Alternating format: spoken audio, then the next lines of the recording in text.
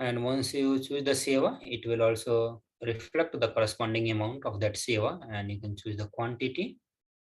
You can adjust the quantity from here, and then once you're done with that, you can click on add to cart.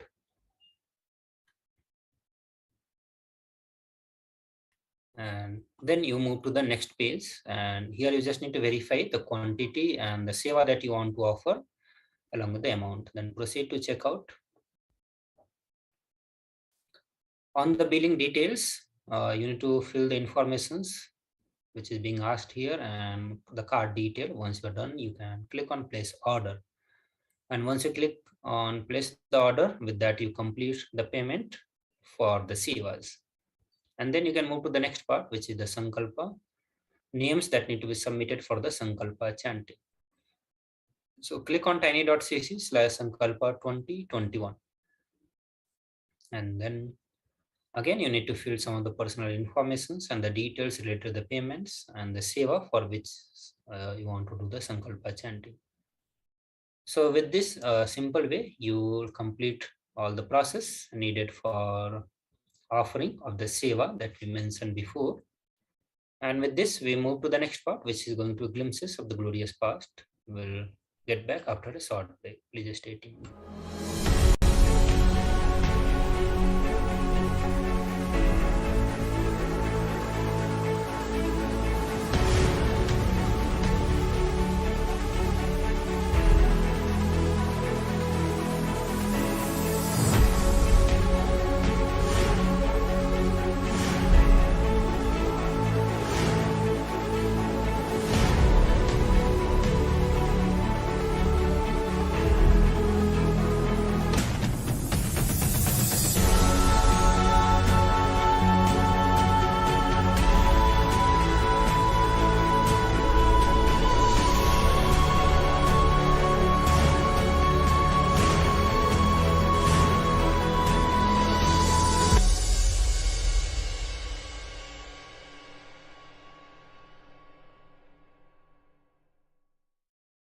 Just be alive for next 3 years. Don't die within next 3 years. I guarantee you, I will reach you wherever you are.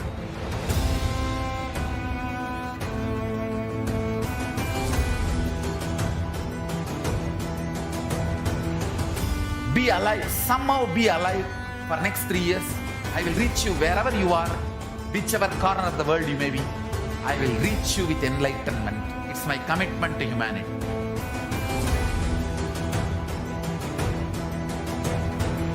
I'm going to empower, enlighten each and every one of you with the fuel and energy of the parallel universe.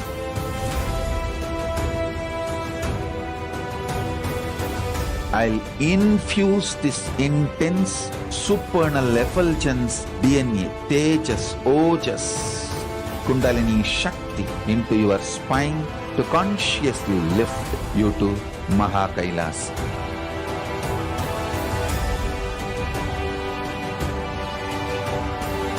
It is irreversible permanent enlightenment, irreversible power manifestation, irreversible permanent empowerment.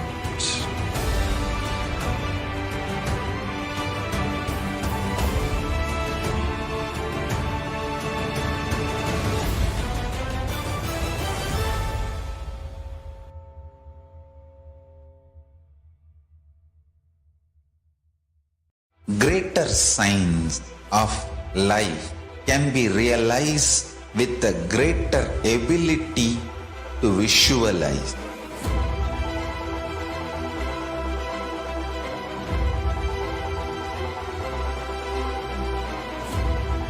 Greater science is the equivalent word for Hinduism.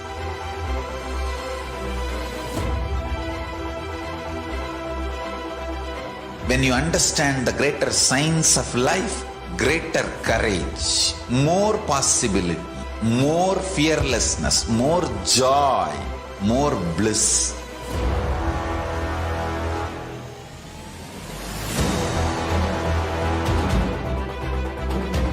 When you visualize Paramashiva with 25 heads, it's ferocious, And that ability to visualize, you will get involved in everything deeply.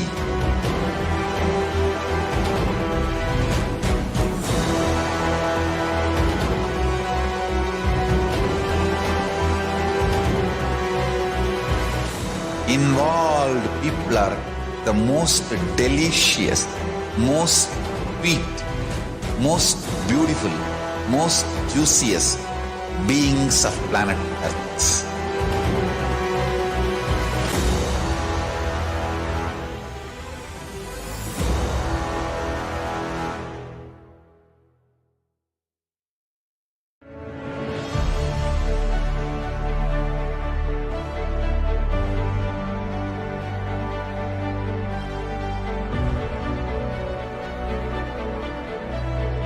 I am your Guru. I will make you enlightened. It's my commitment.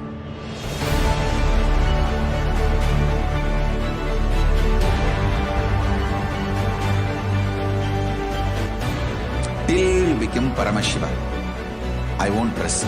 Don't worry at all.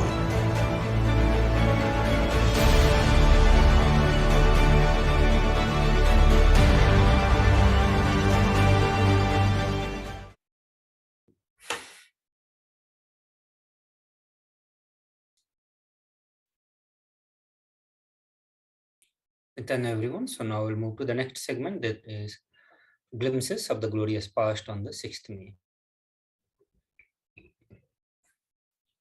So we'll start from the year of 2006, and on this day, Supreme Pontiff of Hinduism, Bhagwan Nithyananda Paramashivam, conducted the 4th Acharya training in the US near the LACA.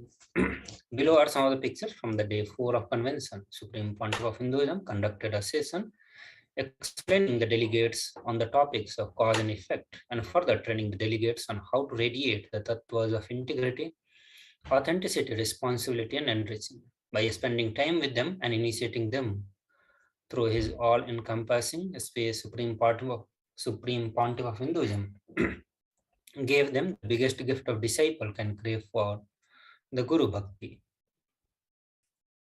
In the year of 2007, and on this day, Supreme Pontiff of Hinduism, Bhagwan Nithyananda Paramashivam, conducted the Atmaspurna Convention on the 6th May 2007 in Oklahoma. The Supreme Pontiff of Hinduism conducted a question and answer session followed by the meditation session. Supreme Pontiff of Hinduism answered the questions from the delegates in the various dimensions. The delegates were moved by Supreme Pontiff of Hinduism honest sharing and experiential understanding of the spiritual dimension. SPH initiated the delegates into a powerful technique to silence the inner chatter meditation, running parallel on that day, and under the direct guidance of Supreme Pontiff of Hinduism, the Kailasa in Hyderabad, Sri Puram Sarvanya Pitha, conducted a free medical camp for all those who were in the need, fulfilling the vision of the Supreme Pontiff of Hinduism and the Dharma of Kailasa of the global initiatives for the humanitarian services for all. So now we'll watch a short video where Supreme Pontiff of Hinduism gives us the understanding and the knowledge on the silencing our inner chatter.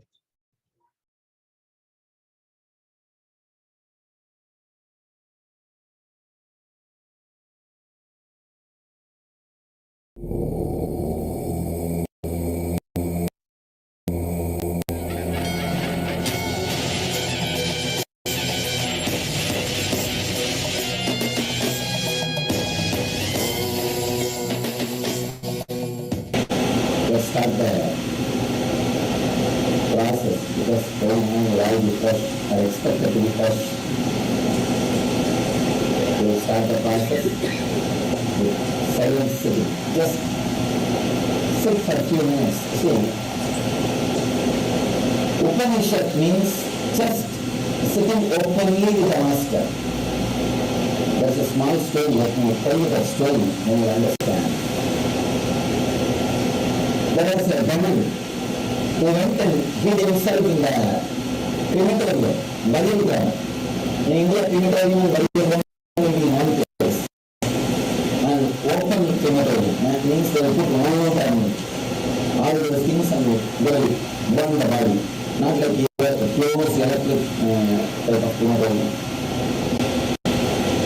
The cold types of cremation. Both will be in the same place.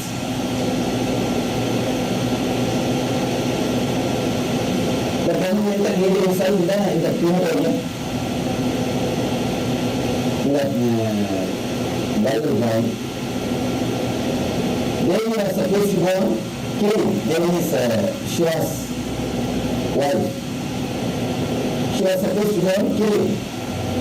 And then when she saw not only one heaven, all the ghosts which are there in the crematorium, in the Bible ground, there are objective Devi entering in that area. Now so many enemies, how to kill all the enemies and how to destroy all of them, so many. Then these ghosts are not one habit. They are very happy to pick things from the floor and eat. Even if you give the hand, they won't eat. If you throw it away, they will go and pick things from the ground and eat. That's supposed to be a habit of ghosts. So it seems they will throw all over the temple some puffer rice. Puffer rice is very difficult to pick up because you have to find out, first pick up and then eat. Now all the ghosts are become busy picking up the puffer rice and eating. So they went and gave the banana and came back. Similarly, the silent sitting is like a puffer rice for your mind. Your mind will be sitting and fighting with your restlessness and all the puffer rice coming out. It will be picking up one by one and eating. So I will go and my work is finishing the enemy your ego. So for that I have to put some puffer rice. The silent sitting is like a puffer rice for the mind. When you are fighting with itself, you can see you can't actually silently sit. When I ask you to sit, you something and all kinds of things will come up. That's like a puffer rice. So we will just picking up and eating. One by one. Still now in India, every year this festival will be celebrated. Next year to Shivratri, they will celebrate. From all babies they will take the baby to the cremation ground and they will throw the puffer rice all over. And all these guys will decorate themselves like a ghost and go and pick up and eat. So now, let me throw the puffer rice for all your mind. Let it go on, picking up one by one. All your past and future, so many things will be coming up. You will try your best to sit, but it will all be coming up. That's not a problem. Only one thing, your body should be frozen completely. No body movement. Only the images are written. While I do the process, no meditation, no verbalization, no mantra, nothing. Just sit. With closed eyes. You may feel restless, boredom, you may think, instead of this better I will chant some mantra. No. If you are chanting mantra, you are having your own purpose. No. You should have my purpose. No, your own purpose. Okay? Alright, please close your eyes. No. No foreign bad, nothing. Just sit. With closed eyes. With all your so-called restlessness, everything. Just sit. Your body should be frozen. Now you can adjust your body whatever way you want. You can stretch your leg. No single thought, no trying to concentration, nothing. Just sit.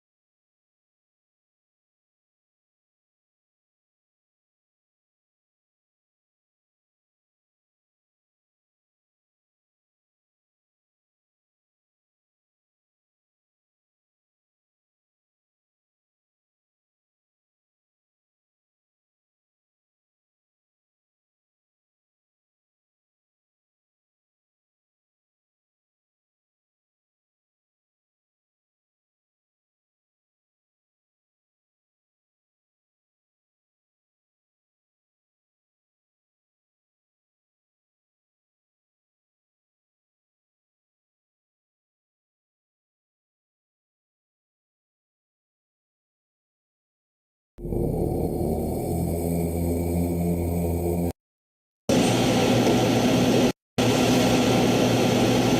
can stretch your leg, support your back, adjust anyway. Once you relax, freeze your body, that's all. Should be completely frozen. No meditation. Don't even try to be aware of anything.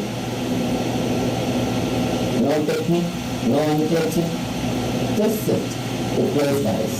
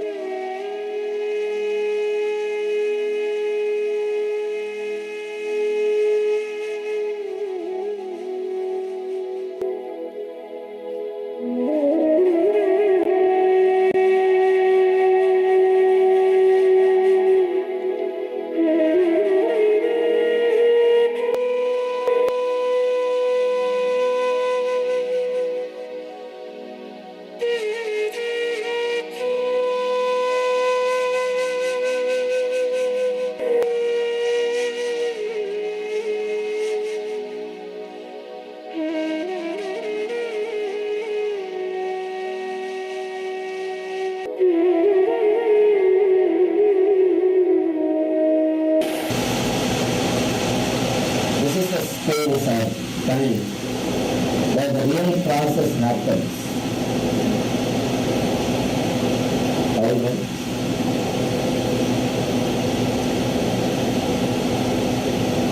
You can see in you so many things happening. Because I live without inner chatter. The moment I stop speaking, this gap there was no inner chatter. The moment I close my mouth, there is no inner chatter.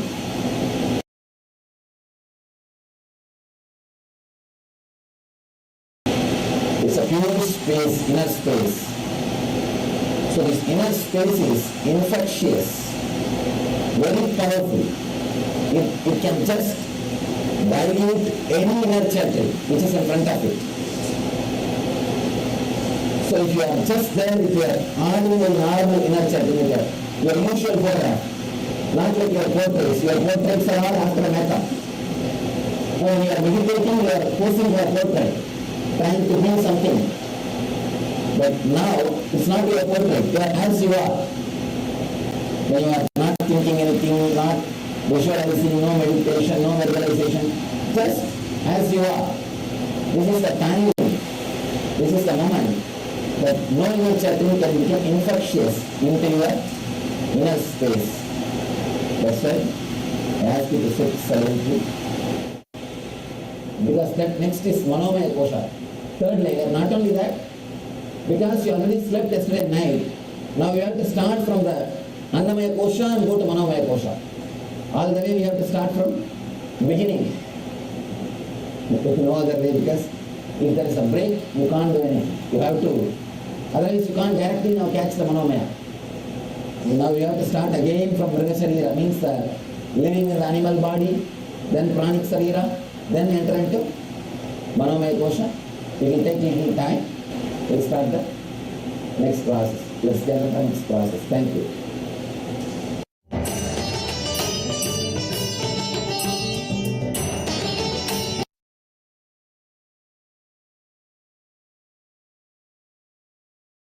So now moving to the year 2009, and on this day, Supreme Pontiff, speaking about Patanjali Yoga Sutra, Supreme Pontiff of Hinduism concluded this video by saying that intensity is the simplest technique that will lead us to enlightenment.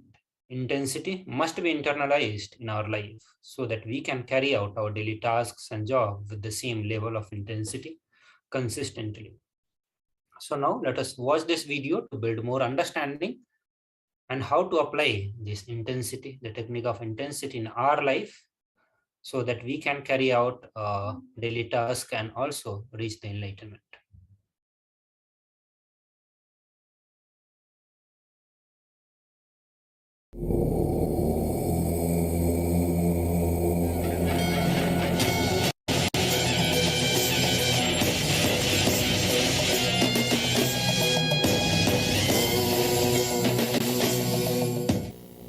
If you just look into the great masters' lives, in South India there are a set of enlightened masters, Nayanmars, from Saiva tradition. If you see their life, the only thread is intensity. They were not doing something great. Many of them were village garland makers. They just pluck flowers from tree, plants, make garlands and put it in the temple. That's all. They became enlightened. They lived Jivan Mukti. They did not do tapas. They did not blow their nose 100 times per day. They did not bend their body 2000 times. They did not stretch this way, that way.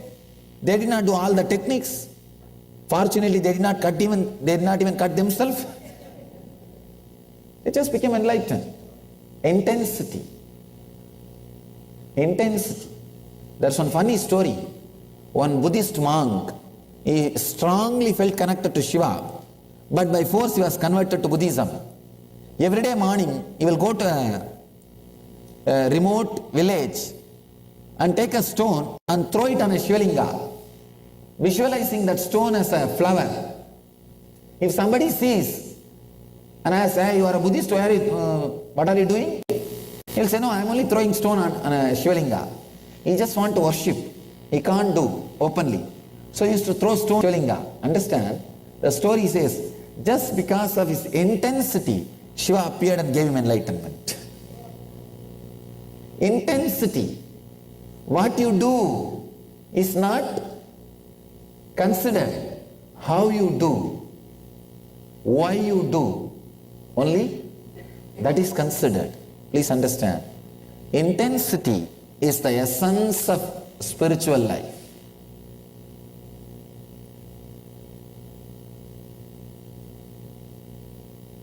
When I started teaching meditation, I put whatever I want to express in 7-day as a 7-day course.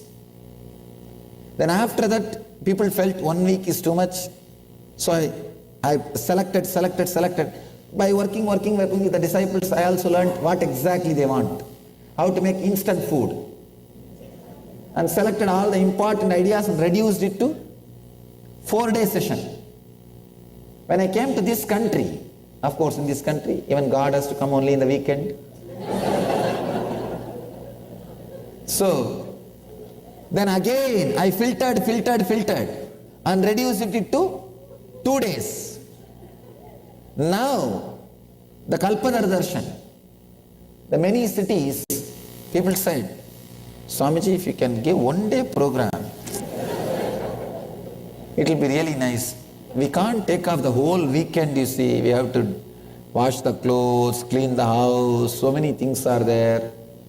Taking off the whole weekend, as if whole weekend is something like a week, 1 week.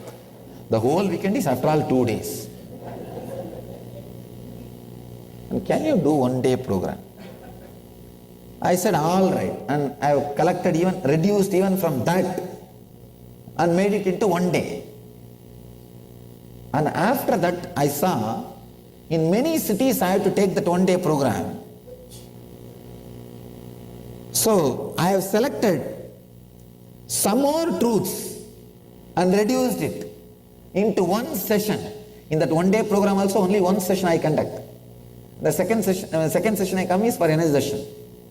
That 1 session means, understand, the 7-day being reduced to 4-day, 4-day being reduced to 2-day, 2-day being reduced to 1 day, 1 day being reduced to 1 session, means the unavoidable truth Only that can be told in that one session. It's like a big pot of milk. Once then the milk is reduced to curd, and the curd is reduced to butter, and butter is reduced to ghee. The essence, same way, when I reduce that 7 day to 4 day, 4 day to 2 day, 2 day to 1 day, 1 day to one session, in that one session in the Kalpataru, the subject I express, the truth which I express is intensity. Then understand the importance of this one truth. Just intensity, the whole body and mind will become different. Please understand. Your whole life will become different. Just if you internalize this one truth, intensity. Ramakrishna says very beautifully about the intense seeking. He says, if your head is on fire, will you say, I never miss this TV serial, let me watch, and then I will go and put it off? No. After all I am cooking, I finished rice, let me finish sambar also, and then I will go and put off the fire. No. That becomes first priority, you run. Same way, if the intensity is the first priority, you will become enlightened, you will achieve fulfillment this moment. And he says a very beautiful example, how a child feels for the mother, how a miser feels for money, how you feel for your beloved when you are in love. That intensity, if you direct even 1% towards fulfillment, you will be awakened. See how a miser feels for money, you can see. He will keep the whole thing in a trunk, iron safe, and keep it under his bed. He will not allow anybody inside his room. Even then, every night he will be sitting and counting it alone. You may think, no, who knows? I might have counted 2 notes as 1 note, who knows? How a child feels connected to the mother, yearns for mother. Strong yearning for them. And third, how you feel connected to your beloved when you are in love.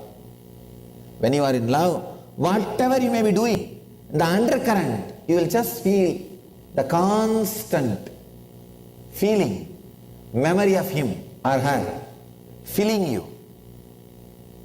When you are in love, I am not saying after you are married. When you are in love, the constant undercurrent will be there, filling you, overflowing in you. That intensity,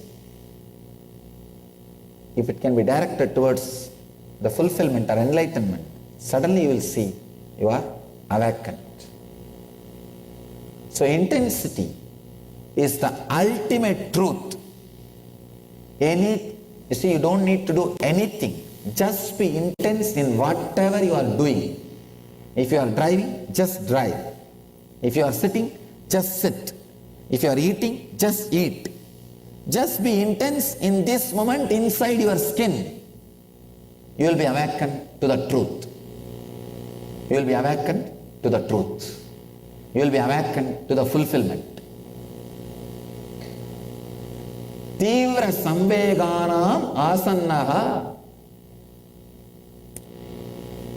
When Patanjali says Tivra samveganam asannaha, the state of cosmic consciousness is quickly attainable to those who pursue with intensity and sincerity. With intensity when you are now, you will automatically see the gap between one thought and other thought.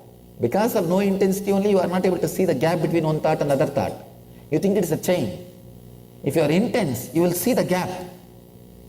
The moment you see the gap, you will relax into the gap. The moment you are relaxing into the gap, you are enlightened. That's all. If you are aware of the gap continuously, you will be living the truth. You will not be taken away by those words. So, I do not want to add more and more ideas. Then you lose intensity from intensity. If I add more and more ideas, People forget everything very conveniently. So I want you to carry this one idea, intensity, and internalize in your life. Please understand and internalize this one great truth, intensity. In whatever you are doing, you will see, you will become enlightened. Understand?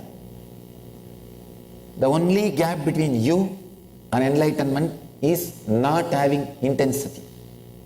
If the intensity happens, this moment you can be awakened. When you go out of the hall, we may have 1,000 enlightened people in San Jose, 1,001 including me. You may have 1,001 enlightened beings in San Jose. I am not telling you stories. I am not giving you false promise. When I say, I mean. When I say, I mean. Understand? Intensity is a straight, simple technique. Intensity is independently intelligent to lead you to enlightenment without the use of technique or guru. Please understand, I am outdating the necessity of guru. I am outdating my own business. I want you to know the truth. That is the real business. That's what my real business. Understand? Intensity is independently intelligent enough to lead you to enlightenment without the help of any technique, book, or master himself. So, let you all express intensity and live enlightened. Let you all achieve and radiate Jivan Mukti, living enlightenment. Let you all achieve and radiate the eternal bliss, Nithyananda. Thank you.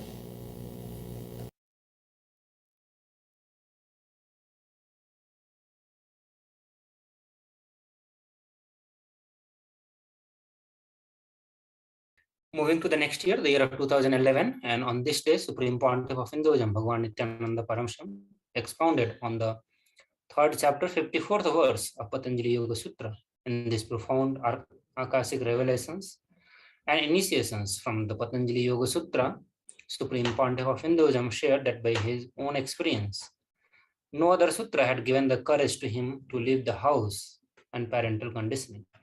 The moment he got the sutra, he threw away everything except his lion cloth and ran away to hills. Supreme Pontiff of Hinduism explained that if we do yoga sadhana, we will be liberated from particular bondages, engrams, and the bondages that come to us by lakshana, accumulated bondages. So if we do the Vedanta sadhana, means a deep Mahavakya sadhana, like Neti, not this, not this, we may be liberated from all the dosas that came from Deshahi.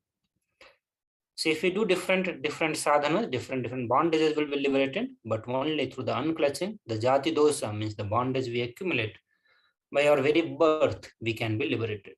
So let us watch this video to get the more understanding from this.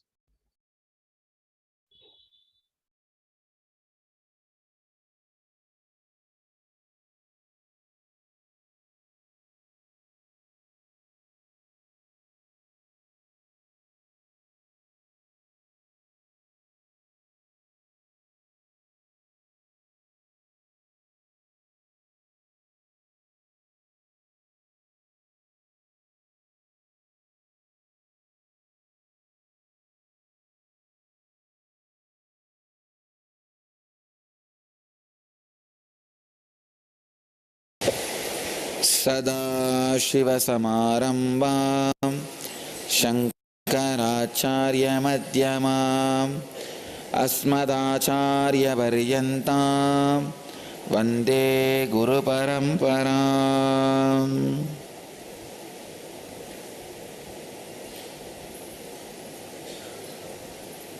I welcome you all with my love and respects.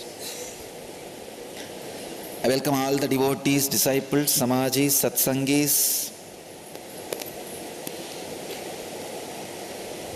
sitting with us around the world, at least in 411 places through NTV, and 7 places two-way video conferencing, having Jnana Diksha in 144 cities in 18 countries. Cities having Jnana Diksha are Los Angeles, Malaysia, Phoenix, Ohio, Seattle, San Jose. I welcome all of you with my love and respects. Today's subject, beautiful sutra, yesterday's continuation. Patanjali describes the Parashakti of last sutra, yesterday's sutra. Means the detailed benefits you will be experiencing through the yesterday's samyama. Samyama and time. Being liberated from time. The subject, power of discrimination. In Patanjali's Yoga Sutras, 160th Sutra, in 3rd chapter, 54th verse, Jati Lakshana Desaihi Anyata Anavachetat Tulyayo Tata Pradibhattihi. Swami Vivekananda translates this sutra as those things which cannot be differentiated by species, sign and place, even they will be discriminated by the above samyama. Prabhavananda translates as thus one is able to distinguish between two exact similar objects which cannot be distinguished by their species, characteristic marks or positions in space. Swami Satchidananda translates as thus the indistinguishable differences between objects that are alike in species, characteristic marks and positions become distinguishable. Bhagavan Osho translates as from this comes the ability to distinguish between similar objects which cannot be identified by class, character or place. Let me translate as per my experience. The key word in the sutra is Jati Lakshana. Jati Lakshana Desaihi Anyata Anavacheda Tulyayo Tata Pradibhattihi.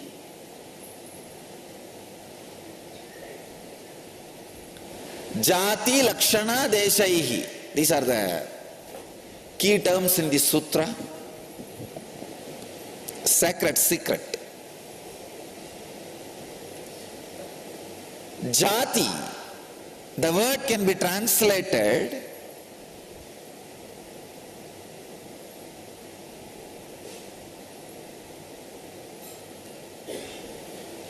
into two ways. A normal intellectual orthodox translators go for the translation.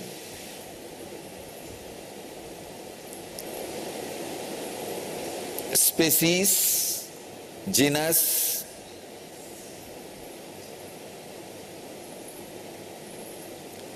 I'll translate this word jati as inborn qualities. I will not go for the word genus or class or species, because there are many questions which can be raised when you use the word species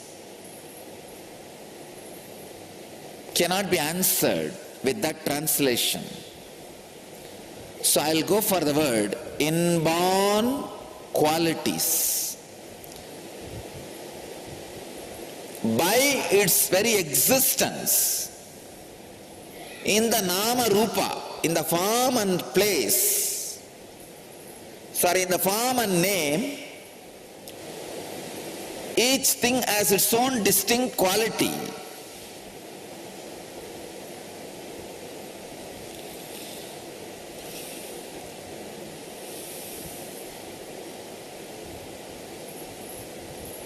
I'll give some example. Maybe that will give you a clear understanding. Ramanuja When he talks about the ahara suddhi, on the food, purification of food, he uses a word called jati dosha. The acharyas translate that word or comment that word, jati dosha, the impurities by its very birth. So I'll bring that meaning to the word here. When Patanjali explains jati, please understand, these great scriptures should be heard from mystic gurus, not from teacher gurus. There are two categories. Teacher guru means who would have studied Sanskrit, Tukrun for years and years and years, left and right and center, and thoroughly got confused by themselves and do not know what to do with that undigested, constipated confusion, waiting for some fool to come so that they can vomit on him. Jati dosha.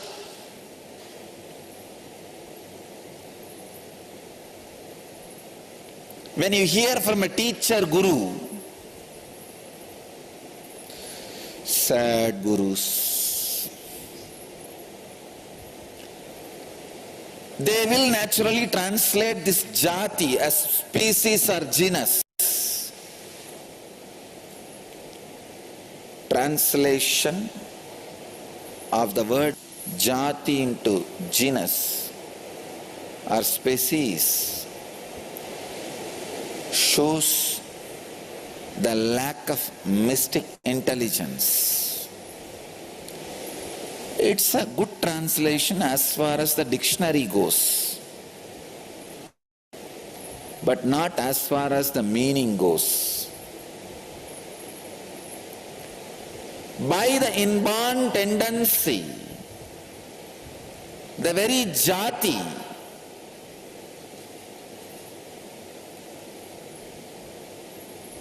there are some characteristics which cannot be. Please understand, I am not saying may not be, I am saying cannot be. See, if you use the word species or genus, it will only end may not be. But only when you use the word by the birth, the inborn characteristics, means which cannot be.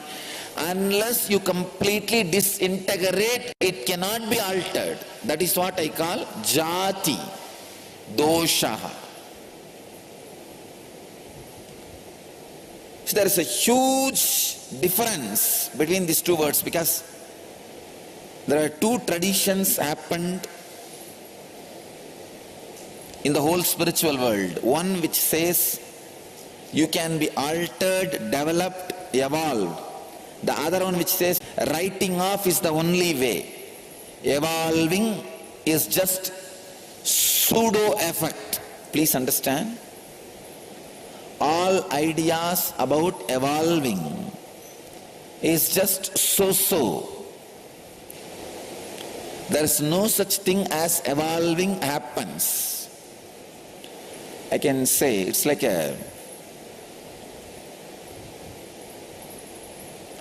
you beg, and finally gather 25 rupee.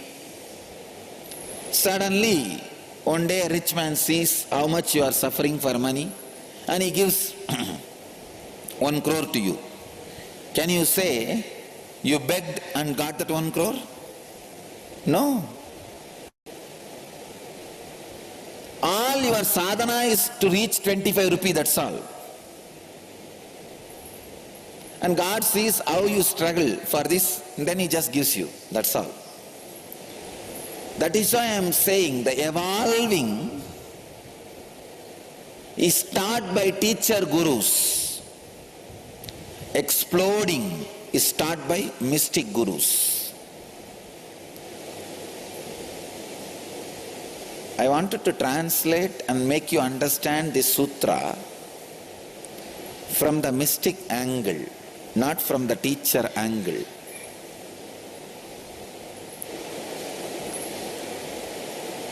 The sacred secret in this sutra is by the nature, the inborn tendencies, jati and lakshana, accumulated characters, created characteristics, desaha. I will not translate the word desaihi into place. I will translate it into space. Jati lakshana desaihi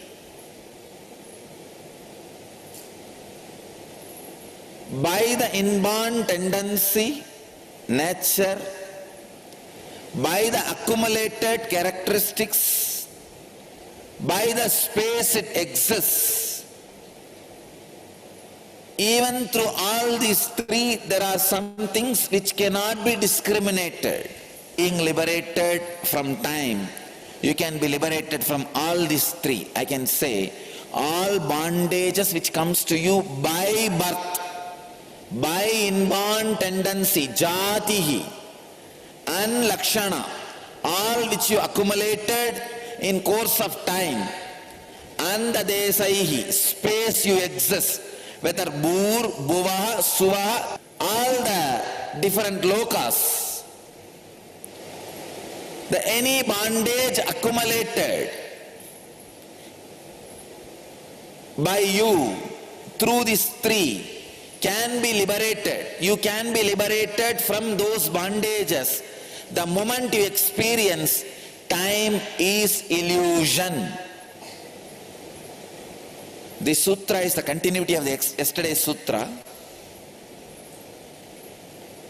Yesterday the sacred secret Patanjali was revealing is time is illusion. As I said, let me tell you from my experience, no other sutra was able to liberate me or give me the courage to leave the house and the parental conditioning.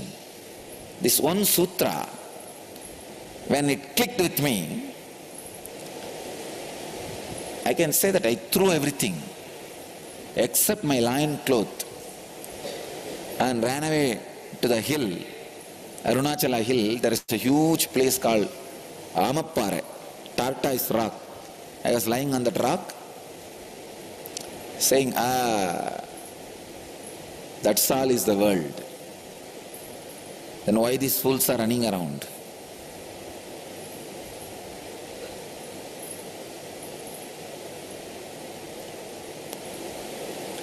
If you do yoga sadhanas, you will be liberated from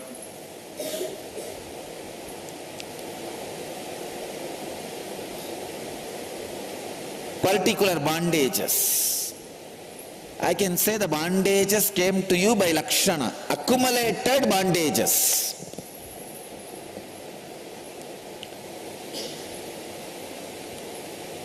If you do Vedanta sadhana, means deep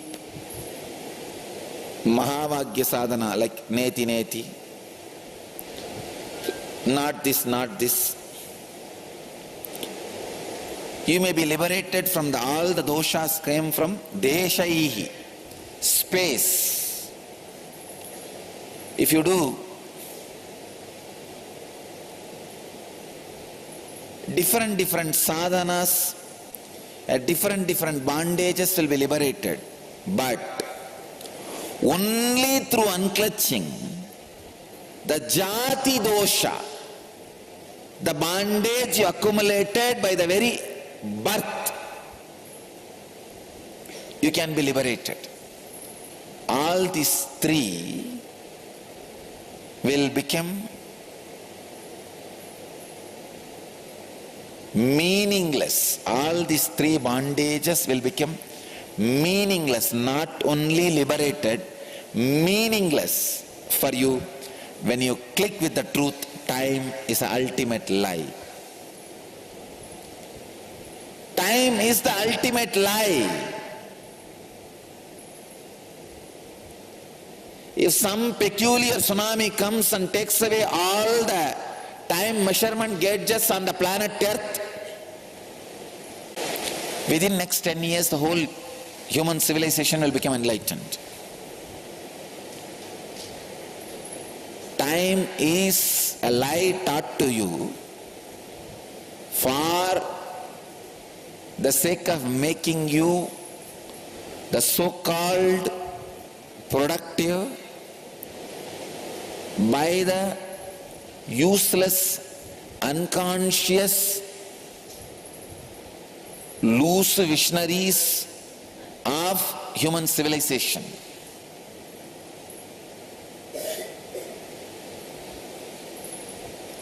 Planet Earth had two kinds of visionaries. One who were looking at the life as a holistic, conscious expression. Other who were thinking life is nothing but to create infrastructure, means tall buildings on the planet Earth. I really ask you a question. Even if you build the whole planet Earth with the tallest buildings, what is the use? I am still not able to understand. Even if you fill the whole planet Earth with the tallest buildings possible, what is the use end of the day? You look like a monkey on the top, that's all. Unfortunately, the visionaries who started believing the human civilization exists for infrastructure, the foolishness and crazy things which they believe has become the mainstream lifestyle. That is where the whole problem started. That is where the whole problem started. And these fools are so cruel, they do not want any other ideologies to be alive. Just like a certain religious group should not declare their religion as the religion for the country. Please understand, our country is secularistic country. Religion can rule. Atheism also should be declared as one religion. Atheists should not force their ideas and ideologies on citizens of this country.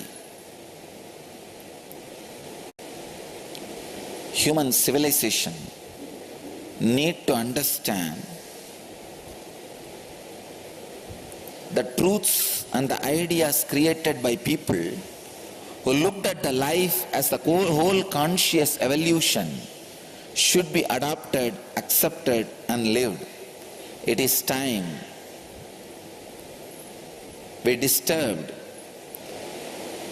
the whole universe unconsciously and consciously too much.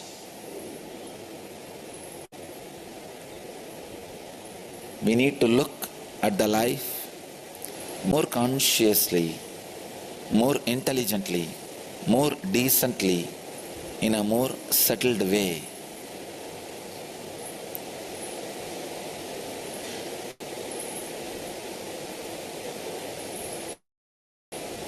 Holistic way. People need to know time is a lie.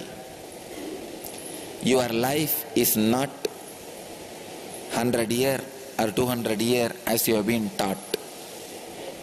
Body rises and falls, that's all.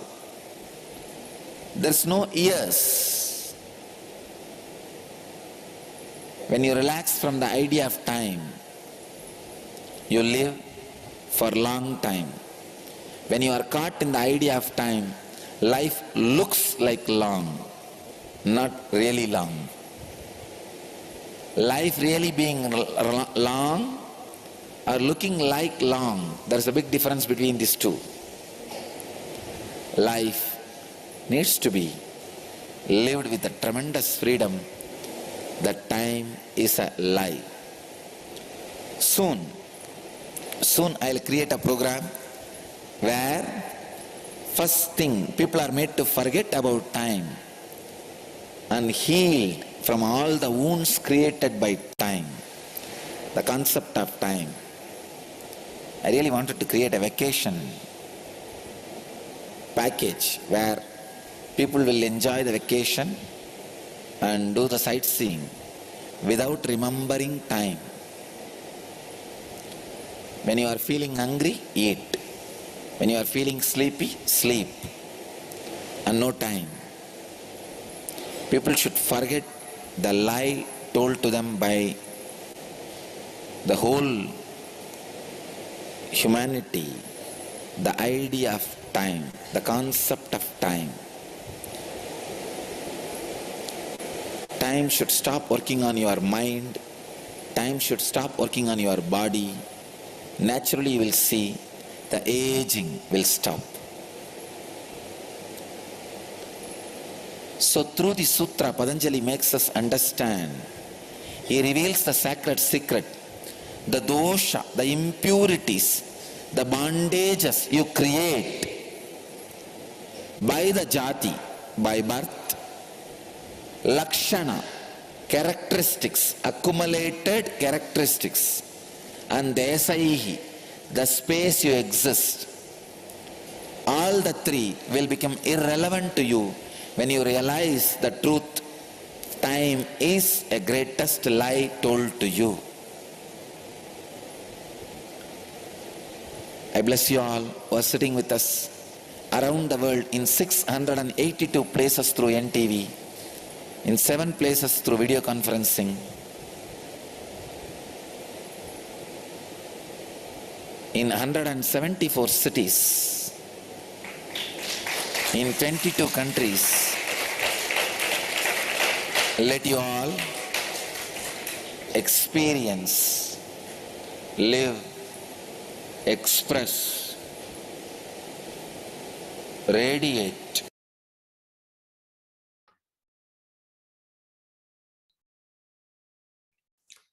Moving to the next year, the year of 2012, and on this day, under the direct guidance of Supreme Pontiff of Hinduism, Bhagavan Nithyananda Paramashivam, Lord Dakshinamurti Nithyanandeswari were decorated with a splendid Alankara in Nithyanandeswara Paramashiva Devalayam in Adi Kailasa, Bengaluru Adinam.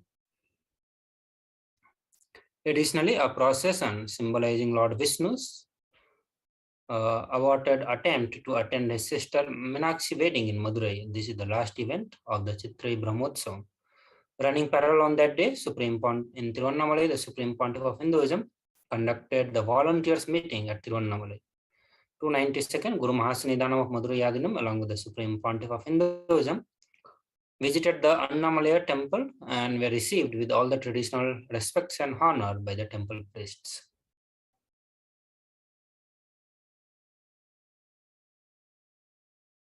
Moving to the year of 2013, and on this day, Supreme Pontiff of Hinduism, Bhagavan Nithyananda Paramashivam, conducted the daily presidential address, Nithyananda Satsang, and gave a Kalpatru Darshan through a two-way video conferencing for various disciples from many countries around the world. After the Satsang, Supreme Pontiff of Hinduism gave a Sarva Darshan for the fortunate ones who came there. Moving to the year of 2014, and on this day, Supreme Pontiff of Hinduism, Bhagavan Nithyananda Paramashivam, conducted a Varanasi Inner Awakening, day 6. On this day, the Supreme Pontiff of Hinduism guided the delegates into a step-by-step process to figure out the root pattern by digging out their inner image, outer image, and life images. Root patterns are mental pattern formed out of some childhood incident that keeps affecting our everyday life and decision making.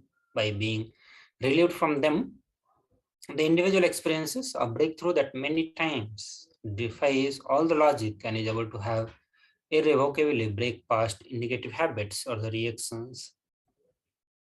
Moving to the year of 2015, and on this day, Supreme Pontiff of Hinduism, Bhagavan Nithyananda Paramashivam, embodying Paramashiva energies, kindled the blissful space of Shiva from the Anandavana. The bliss-filled abode of Paramashiva himself, Supreme Pontiff of Hinduism, delivered the Shivoham experience as part of the Inner Awakening Convention in the city of the gods, the holy city of Varanasi in Uttar Pradesh, India. So we'll catch some more glimpse of this day through the short video magazine Nithyananda Times.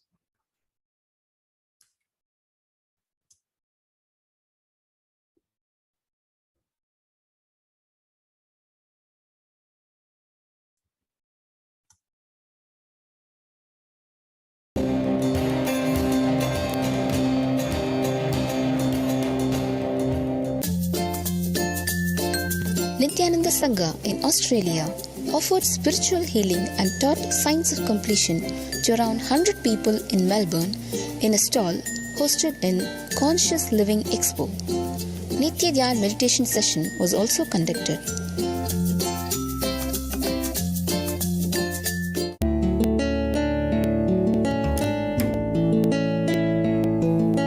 What I feel is when you understand the context in which Mahadeva's love current just flows on and on, you start living your life so much better. Instead of putting yourself down in so many ways, instead of thinking life is doing this to me, all these bad things are happening, and instead of thinking that, you'll start looking at everything in such a nice way and you'll start arranging yourself and others much better around you when you understand the context.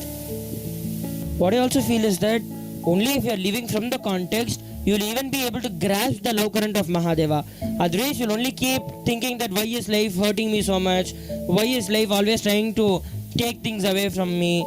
And why is life exploiting me? So always your thought current will be only in this way.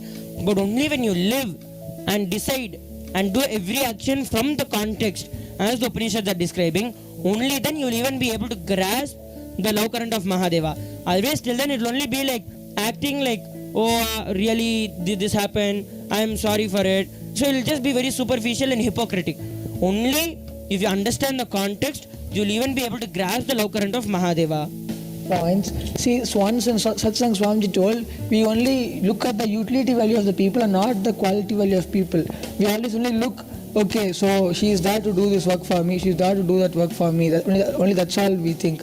But actually, if you take the example of your mother, she is doing everything out of a pure love for you. She avoids not do everything. She avoids not doing anything for you, but she has a pure love for you to do it. So only when you start looking at the people with the quality of the people instead of the utility value of the people, you will start reading selfless love in you. I have an experience to share about this. A few months ago, I had a book which I really liked a lot and I used to be really attached to it, and then suddenly one day it got lost and I felt really powerless that time, and I thought, why is life constantly taking things away from me? Why am I losing so many things? And I got really powerless. And then just a few days later in the satsang, actually after a few days I just forgot about it and I just moved on with my life. Then in the satsang, Swamiji was explaining about the fear of losing things and how Kalavela just pulls out what you're scared of just to make you complete with that. So that time I felt complete and I realized that life was taking that away from me just to make me realize that I can live even without that. So after I completed that, and I felt complete even with not having it, but I was still ready to take responsibility and find it. When I felt that, immediately some miracle happened and just I found my book lying in the place where I already looked before. So just when I decided to be complete and look properly, I found the book. So with this I just want to say that when I completed and understood that life is so compassionate, just helping me in every level, I felt complete and I got what I wanted.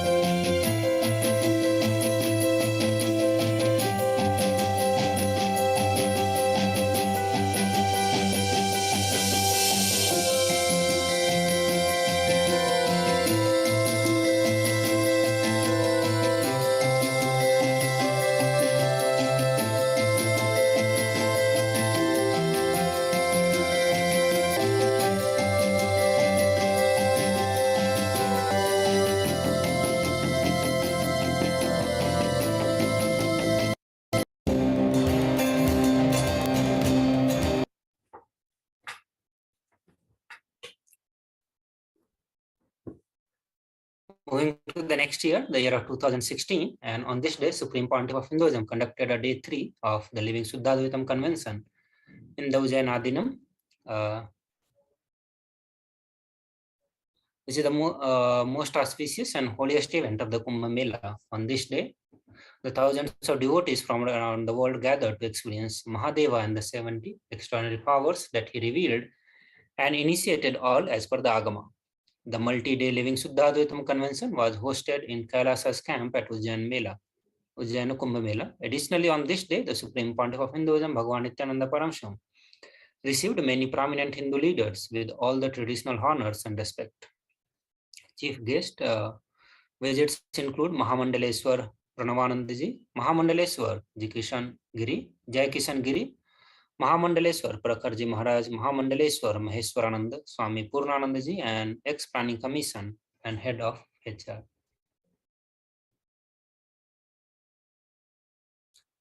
So we'll catch the glimpse of this day through the short video Nithyananda Times magazine.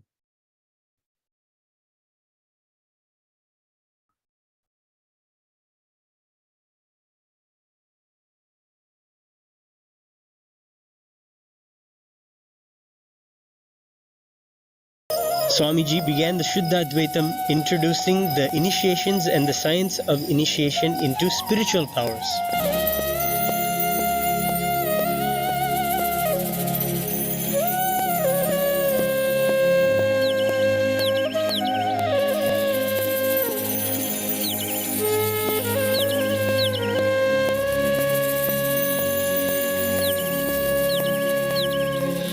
Paramahamsa Nithyananda and Nithyananda Peetam hosted the entire Mahanirvani Akhada sadhus and offered food during the day's Samhashti.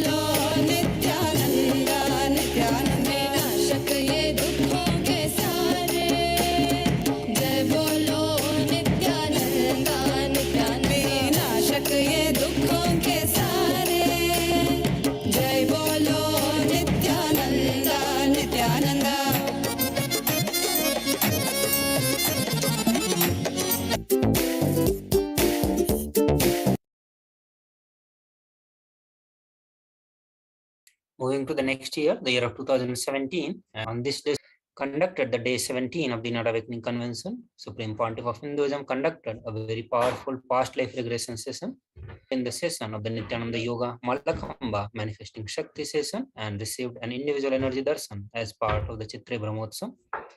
Meenakshi Digvijayam procession happened.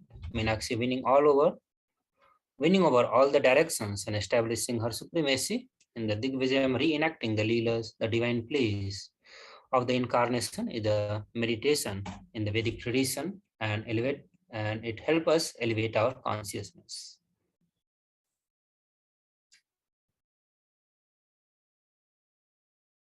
Moving to the next year, the year of 2018, on this day, Supreme Pontiff of Hinduism, Bhagavan Nithyananda Paramashivam, conducted the Nitya Dhyana Yoga Convention in Adi Kailasa, Bengaluru Adinam. Supreme Pontiff of Hinduism conducted a session for the benefit of the delegates, aiming at giving the maximum result in the tight-packed convention. That day's convention ended with the grand Kalpatru Darshan that was filled with the grace and splendor of the greatest happening of our time, Paramavatara, the ultimate incarnation of Paramashiva, the Supreme Pontiff of Hinduism, Bhagavan Nithyananda Paramashivam, where he blessed one by one the delegates who attended that day's convention.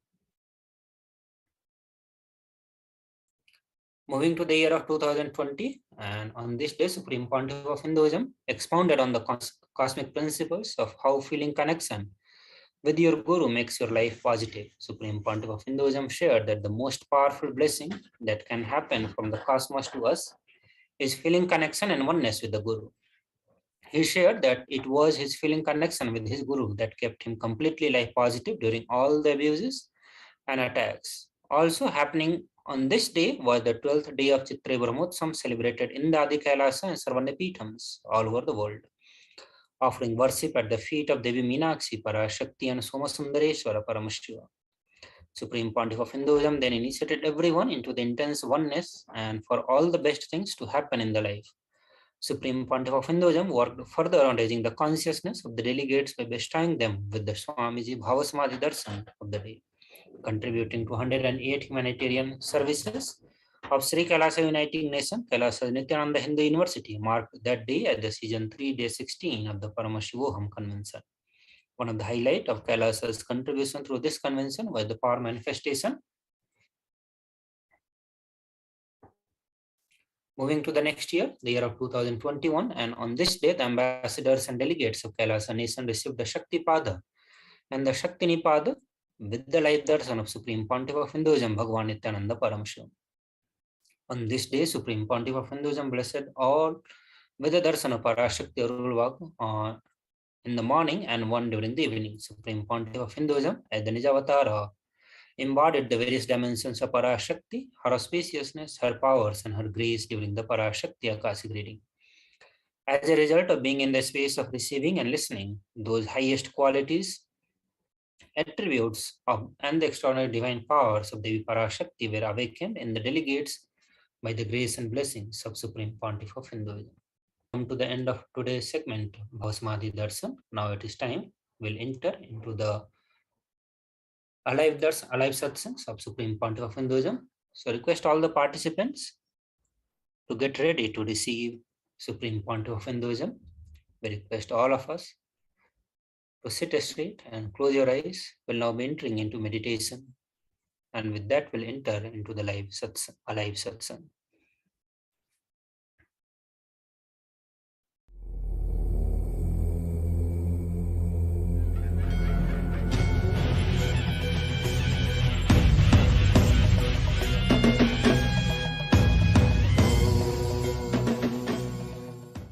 Paramashiva's message directly from Kailasa. Listen. Shaktipada, Diksha, initiation. Shaktinipada is raising all of you to declare your integrity to me into the space of Maha Kailasa.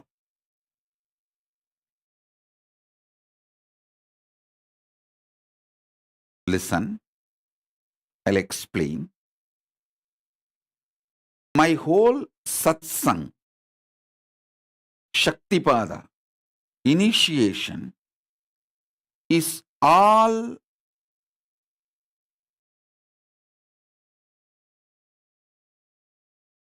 about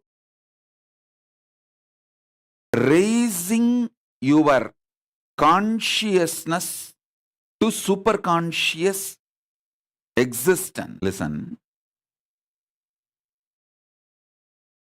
The uniqueness of my satsang, my initiations, my sessions is I sit with millions of people at a time and have a small talk, private talk with every one of you individually. I am sitting with millions of you now, all over the world, in all time zones, actually in all spaces, dimensions. But each one of you are having private small talk with me over a cup of coffee across the table. You just zoom out.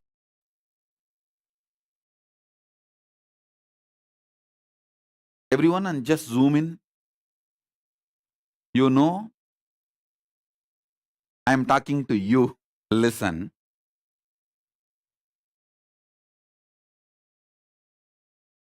I'm sitting with millions of you, but I am talking exclusively to each one of you. That's a paradox. Mannata Jagannatho. I may be Jagannatha, but for your Natha, for you.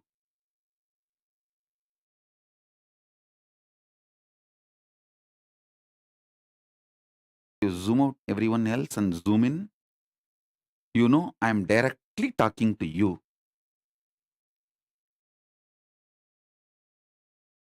I happened exclusively for you. I'm talking exclusively for you.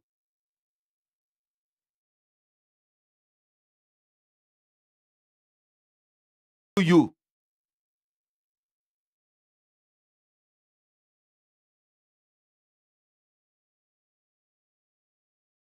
You will see exactly what is going on inside you. I'll be talking about the same in the satsang.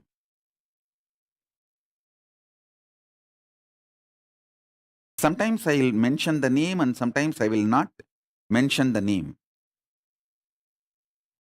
If I need to praise you and show you as an example, I mention the name. Like how I mentioned Sona's name in yesterday's satsang.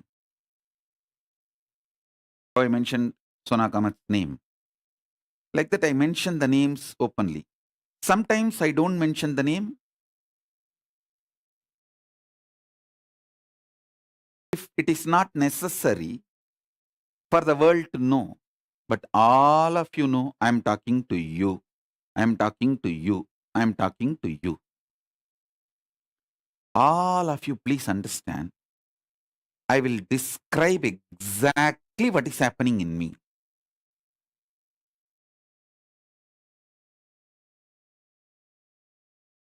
Listen, I am a principle, not person. There is no individuality, personality, person inside. It's a powerful principle. Paramashiva is manifesting. That is why the people who try to troll, abuse, accuse, they utterly fail and they bitterly fail. Because not only I am not hurt, I am not even slowing down, which they seriously expect. Come on, at least for our sake, just to recognize that we are suffering, give a small break, slow down.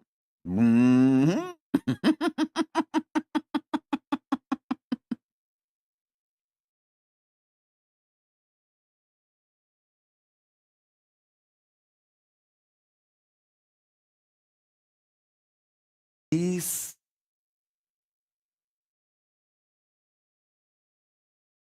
Indonesia, cunning criminal gangs, culinary gangs, they are terribly hurt when people are not trusting the rumors and scandals they are spreading. Many times, these culinaries,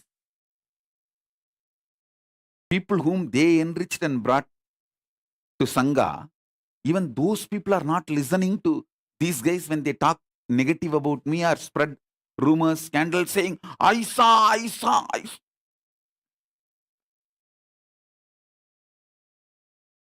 And these criminals, cunning gang,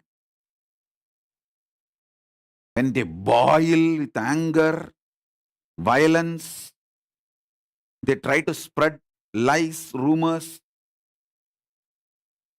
and they see that nobody cares for them, nobody listens to them, they feel terribly hurt, and not only they run away, after running away, slowly they monitor, spy, still who are all going, and they see all the fellows they enriched and they brought them into Sangha. None of them are listening to these fellows' words. And they are back again, sitting with Swamiji, putting questions. Swamiji, I love you. Please, can you answer this question? Tak, tak, tak, tak, tak.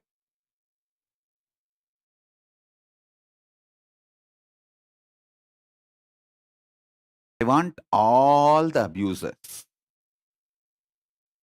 rumor mongers, scandal mongers, demons, devils, criminals, cunning culinaries, all of you, once and for all, I am telling you the secret, the most powerful secret about me. I am a principle manifesting, neither individual nor person, nor a personality, nor an individuality, nothing. Principle manifesting never hurt me. You can't do anything. The very plane from which you operate is too stupid, cheap. Not only you lost in the war you are waging against me, you will be now waging war against yourself because you feel jobless, you feel insecure. What is this, oh God? Suddenly I am not having anything. Just to give you importance, you start beating yourself, you start fighting with yourselves. What to do? That's the way life is.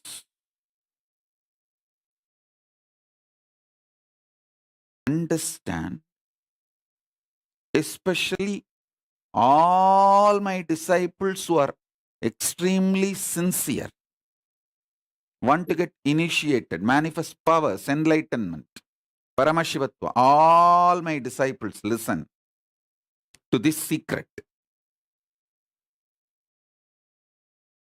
Listen to this. I am a principle manifesting using this body. Actually, you don't know what is happening.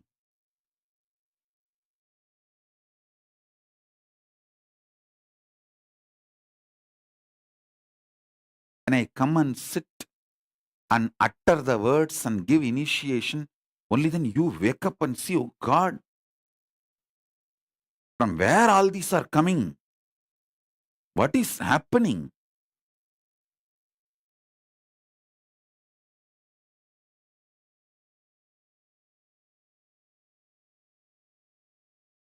Listen.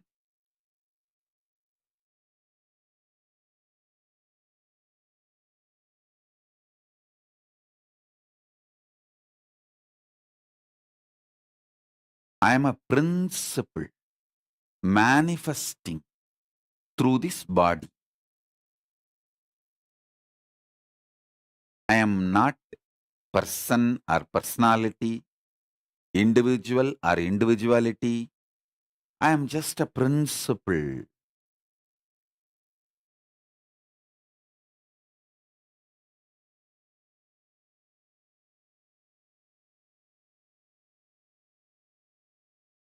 Anyone declares your integrity to me,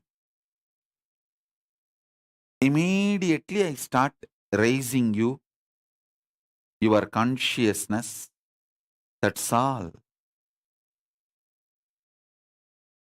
There is no one called good, no one called bad. I do not judge you.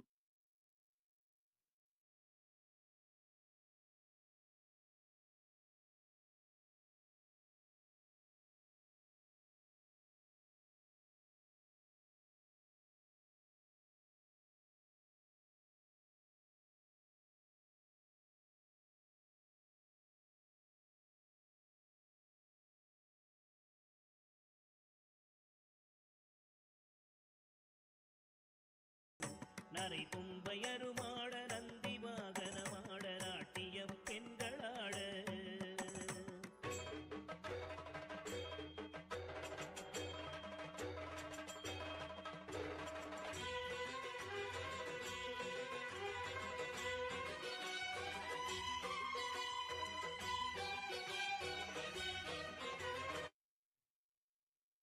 Listen, if you understand this, I am a principle. You can have initiation immediately, intensely.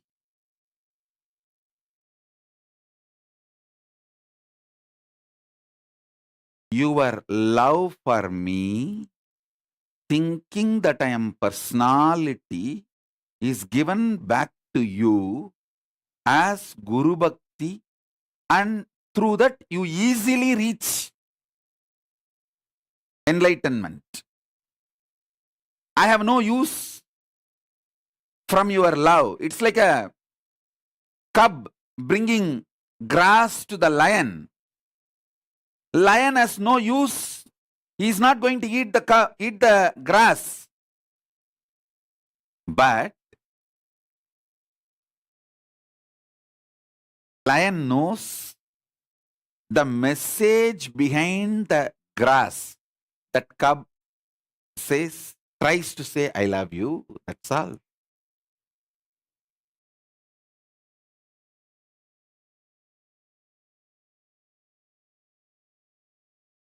Your love, even if you show your love, devotion, thinking I am an individual, personal being, I give that love back to you as Guru Bhakti and initiation and energy. You just grow it. So be very clear. If you remember, I am a principle, not individual. Principle using this body and playing this whole drama.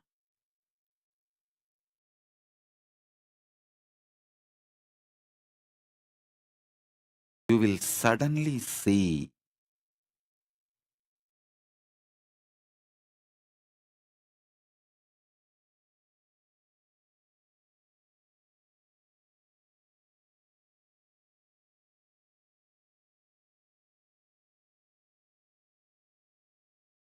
the intensity of initiation becomes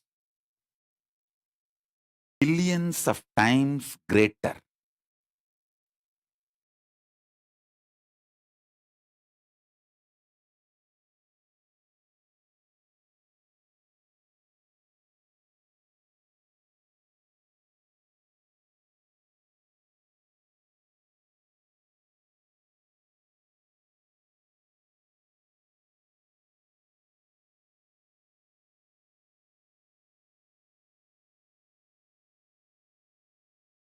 I have seen those who connect with me as a principle manifesting. They have a high integrity and they raise too quickly and start manifesting Paramashiva too easily.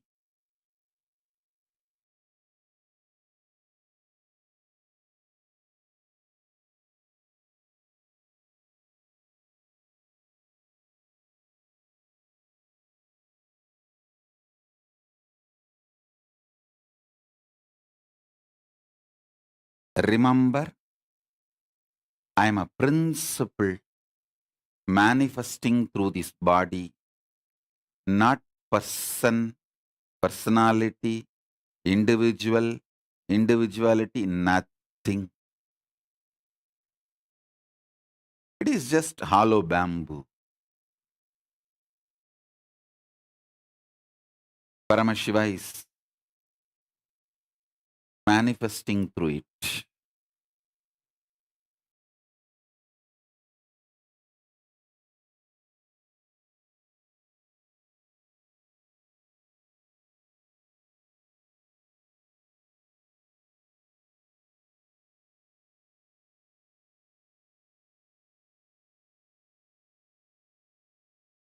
I'll explain the significance of Shaktipada, Diksha,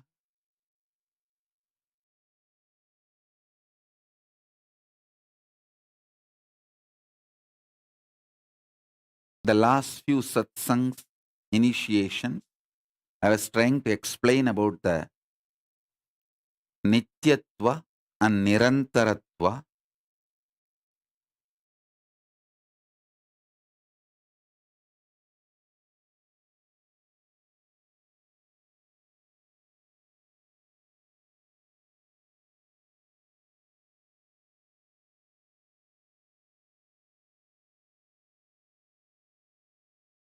Nityatva, the 7 aspects.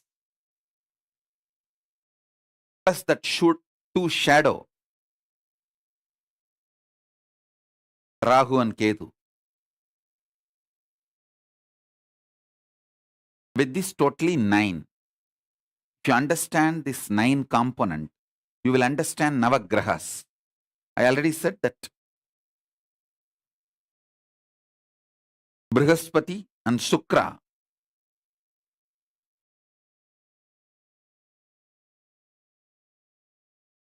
and Rahu and Ketu, 2 gurus and 2 snakes. Actually, 1 snake, 2 part. Rahu and Ketu are 1 snake, 2 part.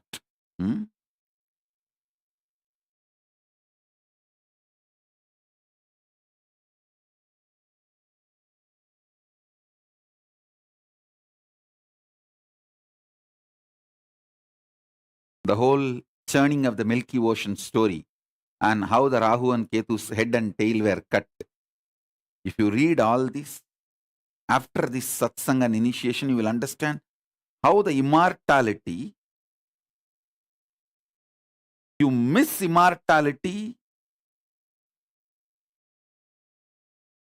when you get caught into the time.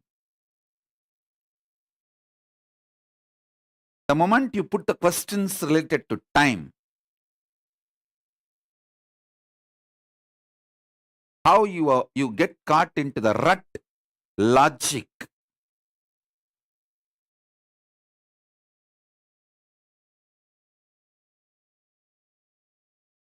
which is unsolvable.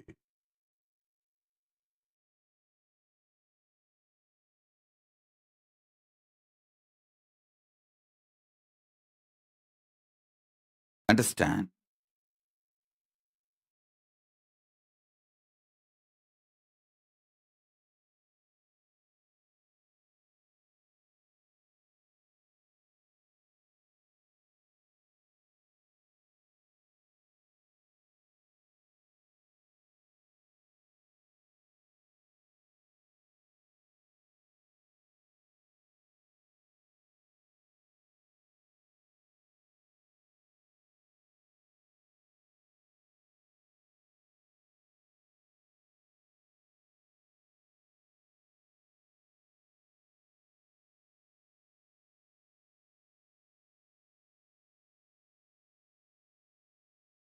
I'll give you a simple understanding about these 9 aspects: Navagraha, Surya, the past, Soma, the past moving into the present, Buddha, listen. After Soma, I am not coming to Mangala. Buddha. Buddha is the present. Then, present evolving as future is Mangala.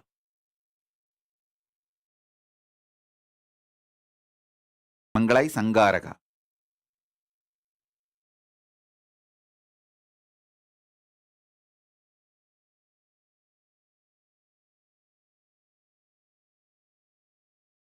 Then, listen.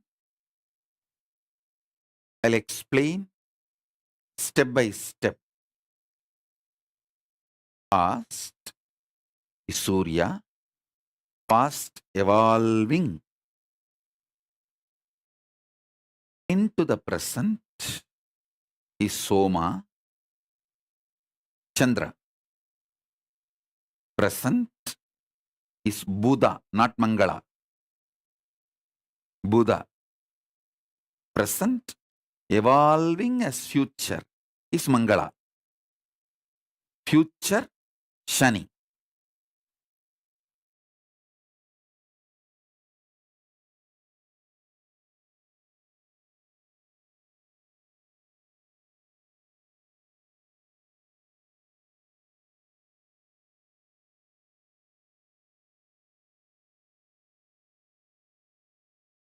If you understand this whole 9, you will understand the whole astrology.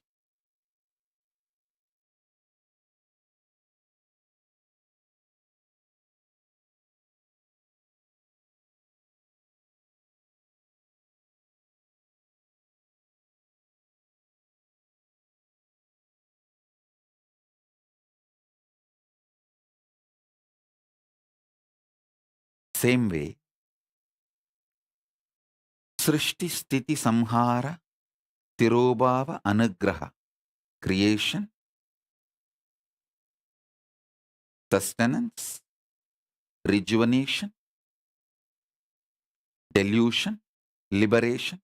This 5 happens in this 5. The past, past entering into present, present, present evolving as future, and future in this 5.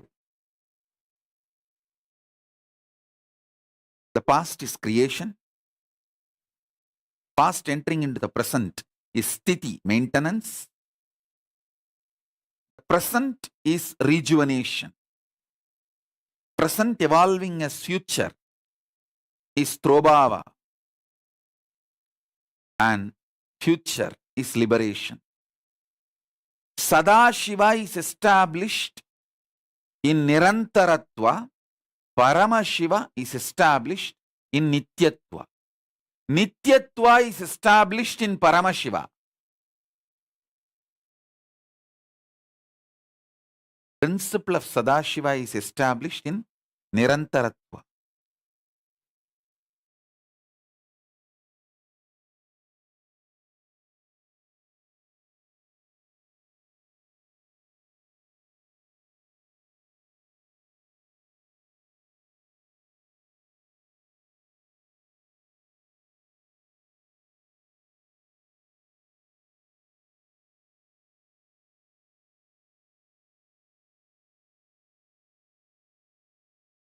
If you are already a disciple studying all the principles I gave, like what is Srishti, what is Sthiti,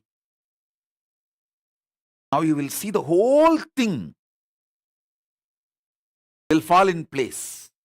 The whole zigzag puzzle, oh God, Navagrahas are here clearly, Panchakrityas are here clearly. You will just have a clicks after clicks, and you will also know why you are living the way you are living.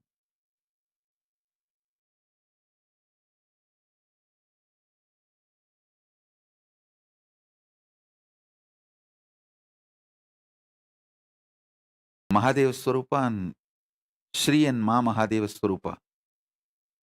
You guys have put a question about that manifesting. Understand, anything is okay but not keeping away. You did the crime of keeping yourself away. That is where the whole mess. Struggle, nothing wrong. It's not that all the people who come and sit in the satsang don't have inner struggle, but they decide we may struggle, but no question of keeping ourselves away.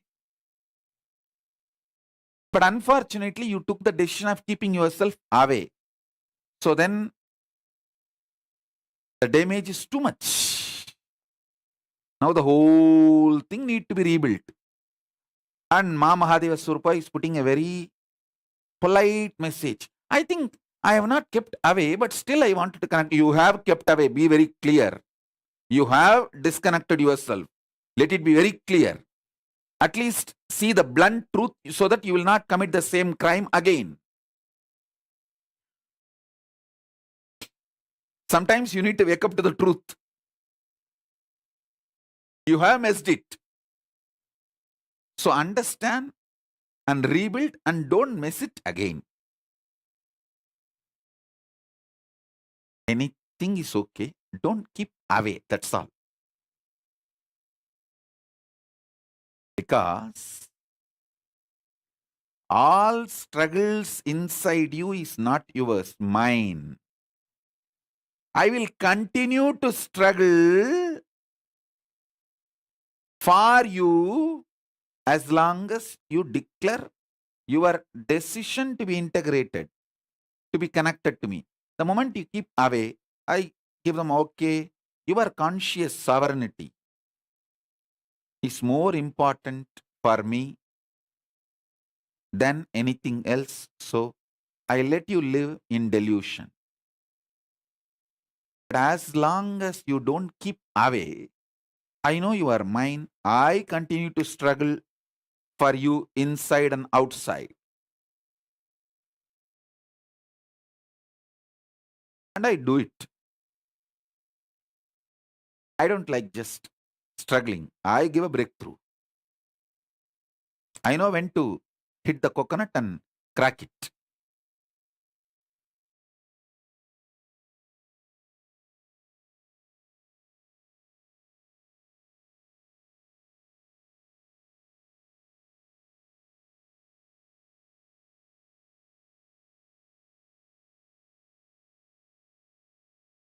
Every initiation, I crack the patterns, struggles.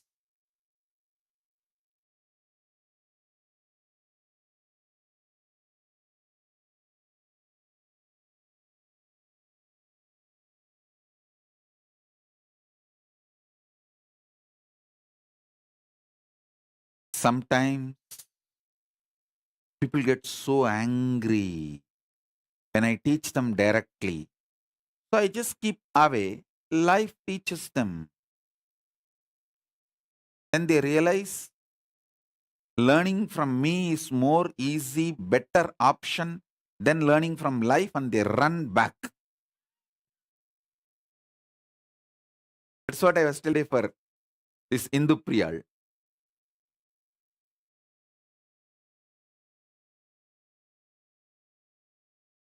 Don't worry. Enjoy your cunningness. Enjoy your hypocrisy.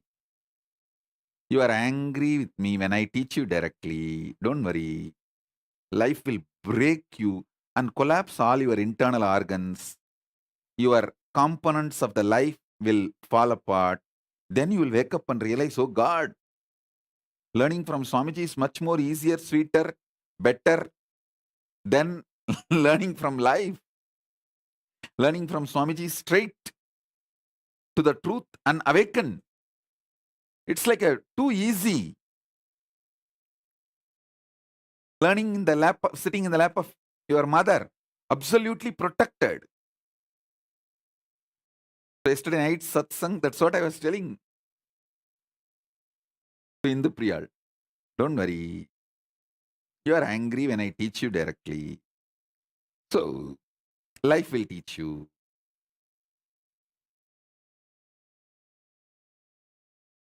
The various components of your life will fall apart. You will wake up, oh God, no, no, no, no, no. It's really going beyond my hands. It's going overboard. Let me learn. Let me decide to learn from Swamiji. Then you will come back. Then I say, all right, now start. All of you should know, I do not make personal decisions. I do not make individual decisions. I have no individuality, personality. I am not a person. I am not an individual. I am a principle. Hey, listen. Principle flourishes In aloneness and in silence, personality flourishes in the crowd and mob. That is why the politicians always need mob. I don't need mob, I just need me. I flourish within me because I am principled. Listen, politicians will lose all their grace if they are moved away from mob. It is that mob keeps them energetic, high. Mob is the source of their power. Mass is the source of their power.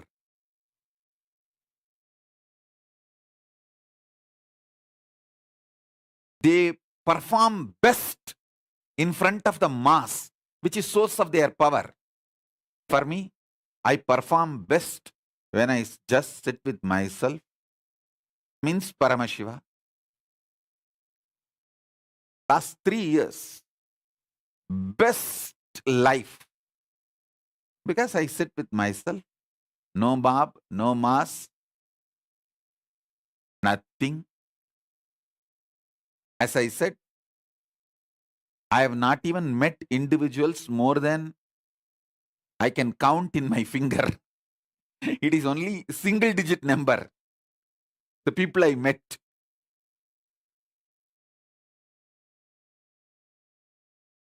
Even satsang. It's not that I come and sit every day. When I am overflowing with the principle and it just wants to burst, I come here, burst and give us initiation, share, elevate all of you, raise, give you all, pour myself on all of you. Then again sit back.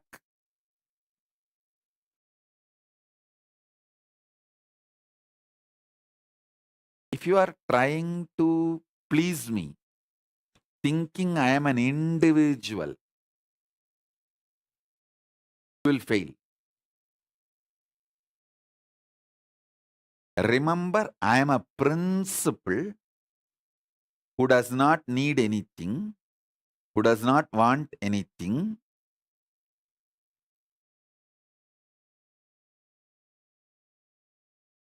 If I have to manifest in you, integrity is like a path, that's all, nothing else.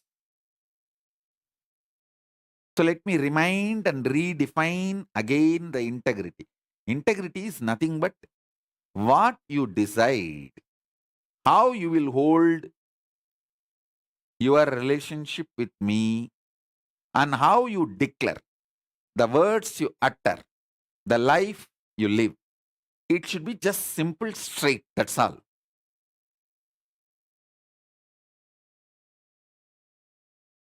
If you say, Swamiji, I have nothing to give you other than my suffering, I'll continuously torture you. I have no problem. Go on. Go ahead. So then I know that you are a torture. Where I should keep you, I know. And I have enough use for demons and devils. It's not that demons and devils are useless for me. I have a lot of use.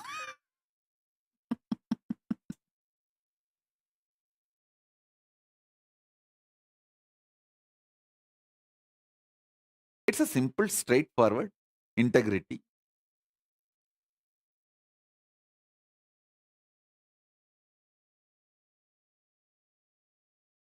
What you show as you to me, just be the same. That's all I need, nothing else. You don't need to please me. I am Asudosha. Not only easily pleased, always pleased.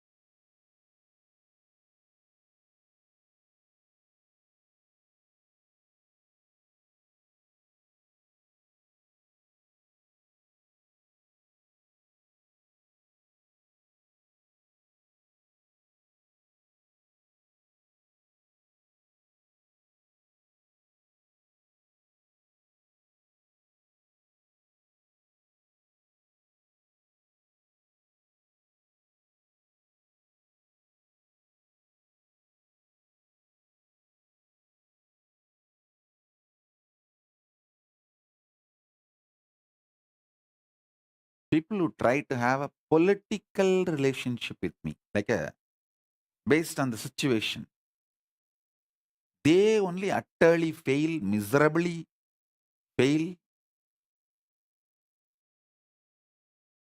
There is nothing to complicate, nothing to play politics. Because I am not a personality or individuality.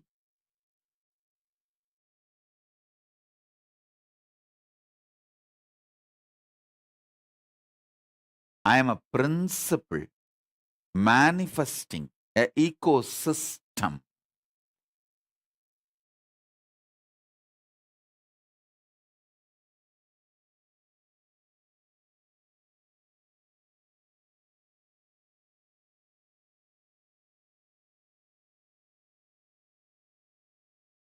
Just remember this and sit.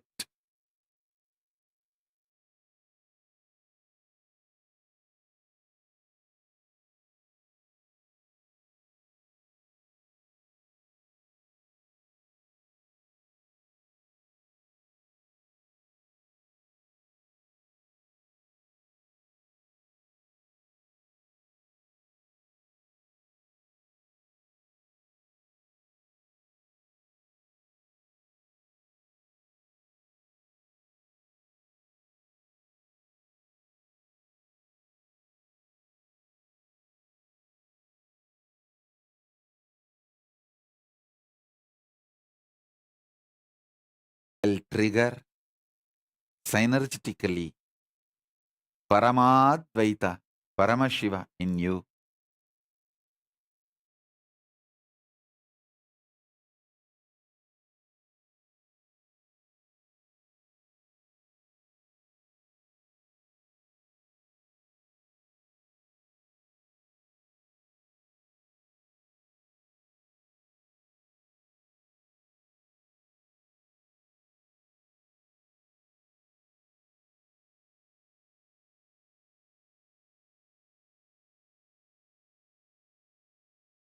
So take this one message. Anything is okay. Don't keep away. Keeping away is disaster. Other than keeping away, anything is okay. Because I will struggle for you. I will make it happen for you. Don't keep away. That's it. I'll make it for you earliest, easiest, best. This huge resource called Paramashiva is available to you to make everything best possible.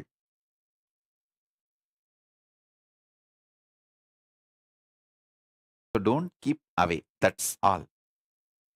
Is the essence of today's initiation. Even if you are struggling, don't keep away.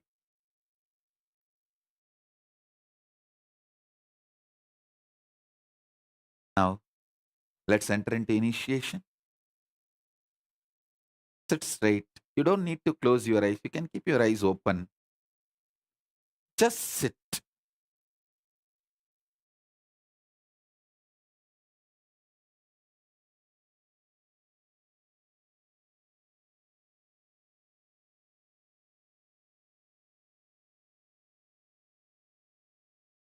Om, Om, Om, Om, Om.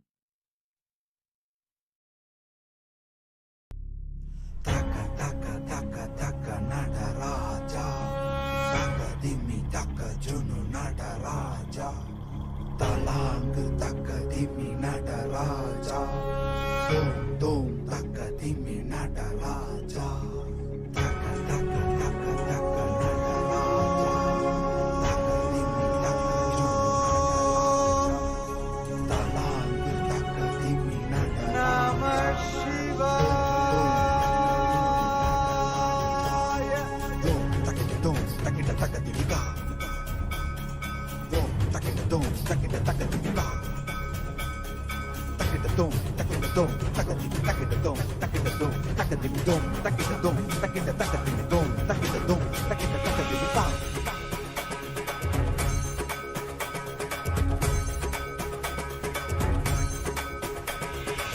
ஆடுகின்றான். அவன் கூத்தனாக திருப்பாதம் தூக்கி மறையோதுகின்றான். பிறை சூடி அந்தணரின் பாடலுக்கு தினம் ஆடுகின்றான். அவன் கூத்தனாக திருப்பாதம் தூக்கி மறையோதுகின்றான். பிறை சூடி அந்தணரின் பாடலுக்கு என்று இயலிசை நாடகமாய் முத்தமிழ் இயற்றிய நாயகனே, தசதிமி தாளமொடு இல்லையில் ஆடிடும் தாண்டவனே. இன்மைக்கும் ஈரேழு பிறவிக்கும் துயர் நீக்க விரைந்தோடி வருகின்ற யமயாலும் நடராஜா. பயமாகி மயமாகி வலியாகி ஒலியாகி சித்தத்துள் முக்தி தர நித்யனாய் வந்தவா. நமச்சிவாய வாழ்க வாழ்க நாதன் தாழ் வாழ்க வாழ்க. இவை பொழுதும் என் நெஞ்சில் நீங்காதான் தாழ் வாழ்க. நமசிவாய வாழ்க வாழ்க நாதன் தாழ் வாழ்க வாழ்க. இவை பொழுதும் என் நெஞ்சில் நீங்காதான் தாழ் வாழ்க. அண்டாண்டம் பிண்டாண்டம் அதிலாடிய கூத்தணி நாடலை பார்த்திடவே ஆண்டாண்டு காலமொடு மானிட கூட்டமும் ஏங்கியதே. ஆடுகின்றான் ஒரு பாதம் தூக்கி அவன் கூத்தனாக மறையோதுகின்றான். பிறை சூடி அந்தணரின் பாடலுக்கு திரணனா திரணனா திரணா திரணா திரணனா திரணனா திரணா திரணா. சரி சரி சரி சரி சரி சரி சரி சரி சரி மணி சரி பாபா மணி சரி சரி சரி சரி சரி சரி சரி சரி சரி மணி சரி பாபா மணி சரி திரணா திரணா திரணா திரணா. Tajom takida takadimi tajom takida takadimi tajom takida takadimi tajom takida takadimi. சிதம்பர திரு சபையில் நயமுடன் ஆடிடும் நர்த்தனனே, உமையாம்பிகை நாயகனே, உன்னை பாடிட வந்தேனே. நால்வர் புகழ் பாடும் ஆடிய பாதத்தை நான் தொழ வேண்டும். அடியார்க்கும் அடியோனே அண்ட சராசரனே, உடுக்கை ஒலிதனிலே இருமொழியை தந்திட்ட தாண்டவனே. முதல் மொழி தமிழ் மொழியாய் மறுபுறம் வடமொழி உயிர் மொழியாய். மதி மாறாமல் மனம் போகாமல் விதி சேராமல் உன்னை பற்றிடுவேன். 64 கலை கட்டிடவே அருள் புரிந்திடு எம் அம்பல தரசே. அச்சை அல்ல நீ அச்சம் நீக்கவே அண்டம் வந்த என் அம்பலவாணனே. நமச்சிவாய வாழ்க வாழ்க நாதன் தாழ் வாழ்க வாழ்க. இவை பொழுதும் என் நெஞ்சில் நீங்காதான் தாழ் வாழ்க. நமசிவாய வாழ்க வாழ்க நாதன் தாழ் வாழ்க வாழ்க. வாழ்க நாதன் தாழ் வாழ்க வாழ்க. இவை பொழுதும் என் நெஞ்சில் நீங்காதான் தாழ் வாழ்க. நமசிவாய வாழ்க வாழ்க நாதன் தாழ் வாழ்க வாழ்க. இவை பொழுதும் என் நெஞ்சில் நீங்காதான் தாழ் வாழ்க. நமசிவாய வாழ்க வாழ்க வாழ்க வாழ்க. இவை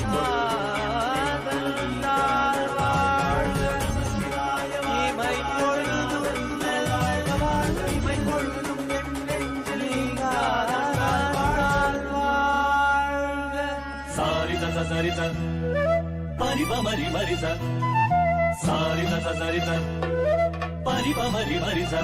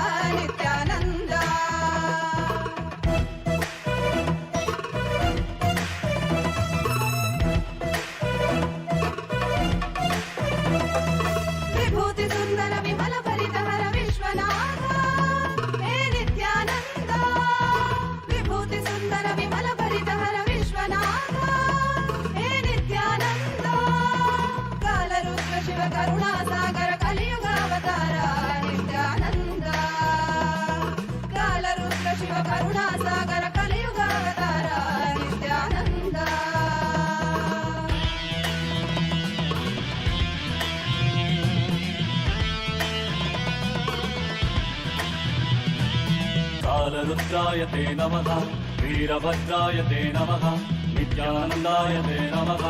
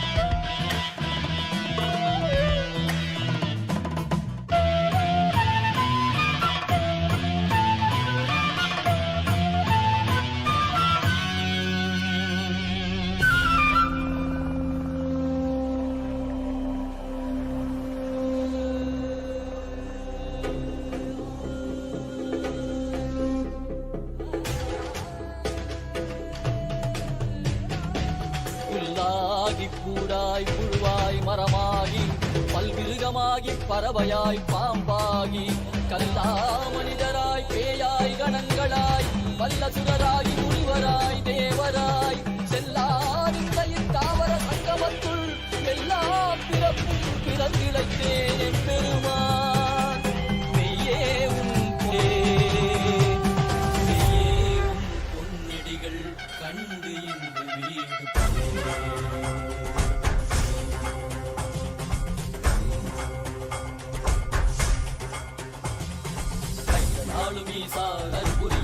சரிதத்தில் வேண்டும் அதனால் திசை கொடு உண்மையாட்கொண்டவா கையாளும் ஈசா கல்புரிய திவ்ய சரிதத்தில் வாடின் கொடு போற்ற வேண்டும் அதனால் திசை கொடு உண்மையாட்கொண்டவா சிந்தி வெளிவித்தவா வாழ்வுதனை சிந்தமயமாக்கவா ஔஷதம் தந்தவா உடல்நிலை விடும் பொறுமை தந்தருளவா சிந்தி வெளிவித்தவா வாழ்வுதனை சிந்தமயமாக்கவா ஔஷதம் தந்தவா உடல்நிலை விடும் பொறுமை தந்தருளவா பூமியில் குறைந்திடும் ஏறும் ஈசா அருபுரிய திவ்ய சரிதத்தில் வாடின் போற்ற வேண்டும் அதனால் திசை கொடு எமையாட்கொண்டவா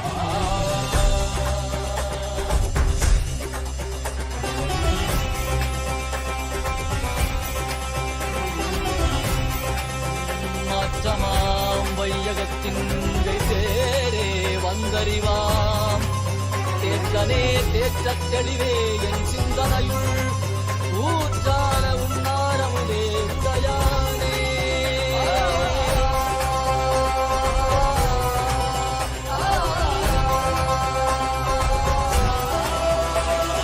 கலியுகம் மரலில் இருளது நீங்க தீபமாய் எழுந்த ஜோதி ஸ்வரூபா ஆணவம் அழித்து முக்தி தந்திட மலையாகி நின்ற அருணாச்சலமே மானிட ரூபம் தரித்தவா படைத்து காத்து மறை கழித்து அருளிடவே பரம ஞானம் தன்னை இறை ரூபம் கொண்ட நித்யானந்தனை அருளிடவா வேண்டும் என்று பாக்கடல் கடைந்த போது அதில் வரும் நஞ்சை உண்டு பக்தரை காத்திருக்கிறார் சிவ சிவ சிவ ஓம் நம சிவாய ஓம் ஹர ஹர என சத்தம் அடைக்கும் ஓம் சிவ சிவாய ஓம் நம சிவாய ஓம் தகதிமி என காலம் முழங்கும் நாளும் ஈசா அருபுரிய திவ்ய சரிதத்தில் வாடின் வேண்டும் அதனால் திசை கொடு எமையாட்கொண்டவா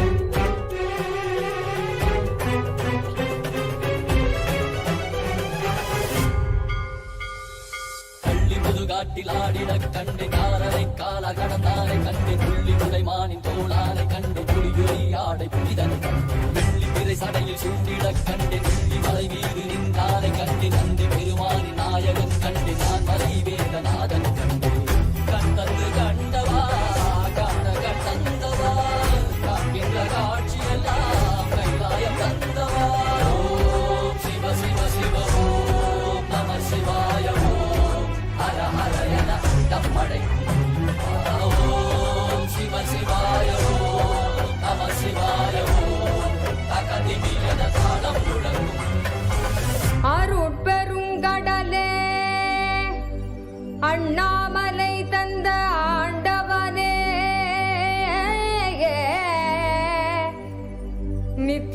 நித்யானந்த புரிதனிலே அருளாட்சி செய்யும் நித்யானந்தனே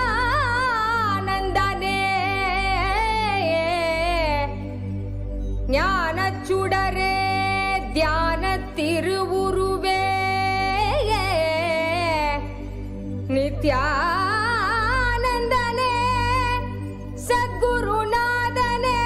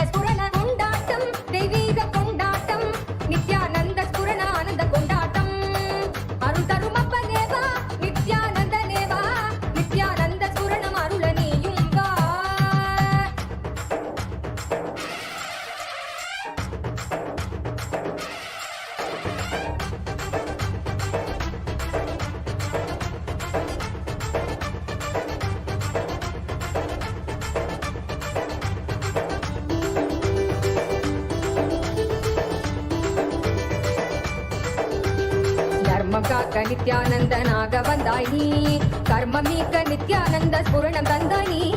தர்மம் காக்க நித்யானந்தனாக வந்தாய் நீ, கர்மம் நீக்க நித்யானந்த ஸ்புரணம் தந்தாய் நீ. அம்மையப்பனாக உலகை ஆளுகின்றாய் நீ, உன் சொற்கள் ஞான சத்தியங்கள் யாவும் கேட்க மக்கள் கூடும் கொண்டாட்டம், தெய்வீக கொண்டாட்டம், நித்யானந்த ஸ்புரண ஆனந்த கொண்டாட்டம். அருள் தரும் அப்பனேவா நித்யானந்தனேவா, நித்யானந்த ஸ்புரணம் அருள நீயும் வா.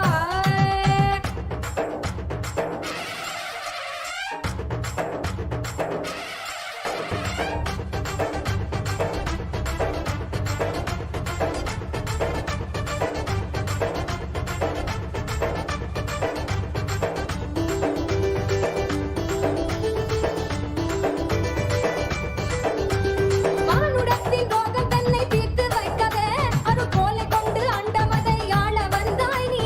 மானுடத்தின் ரோகம் தன்னை தீர்த்து வைக்கவே அருள்கோலை கொண்டு அண்டமதை ஆள வந்தாய் நீ. எண்ணுகிற எண்ணம் எல்லாமே ஒன்று ஒன்றாக கண்டு எதிர்கொண்டால் நன்மைதான் எனச் சொன்னீரே. பொங்கி வரும் கங்கை என்றாலும் அலை அழியிலே சங்கமிக்கும் நியதி போலவே இந்த புவியிலே பிறவி பலவும் எடுத்து உலக வலையில் உணர்ந்து திரிந்து முடிவில் நித்திய குருவி பதங்கள் என்னும் பிரபஞ்ச கத்தி தன்னில் சேரும் கொண்டாட்டம், தெய்வீக கொண்டாட்டம், நித்யானந்த ஸ்புரண ஆனந்த கொண்டாட்டம். அருள் தரும் அப்பனேவா நித்யானந்தனேவா, பக்தர் கூடி நின்றோம் காக்க நீயும் வா. அருள் தரும் அப்பனேவா நித்யானந்தனேவா, நித்யானந்த ஸ்புரணம் அருள நீயும் வா. ஆதியுள் ஆலடி அமர்ந்து மாதர்க்கு ஆகமம் சொல்லி மேதினி வந்து ராமனுக்கு வேத நீதியும் தானரைத்த சோதியும் சுடராய் நின்று சச்சலமே நித்யானந்தன் தானாய் வந்து சச்சலமே நித்யானந்தன் தானாய் வந்து தானே தன்னை வழிபாட்டு நித்யானந்தேசன் நினைவே நித்யானந்தன் நித்யானந்தேசன் நினைவே நித்யானந்தம்.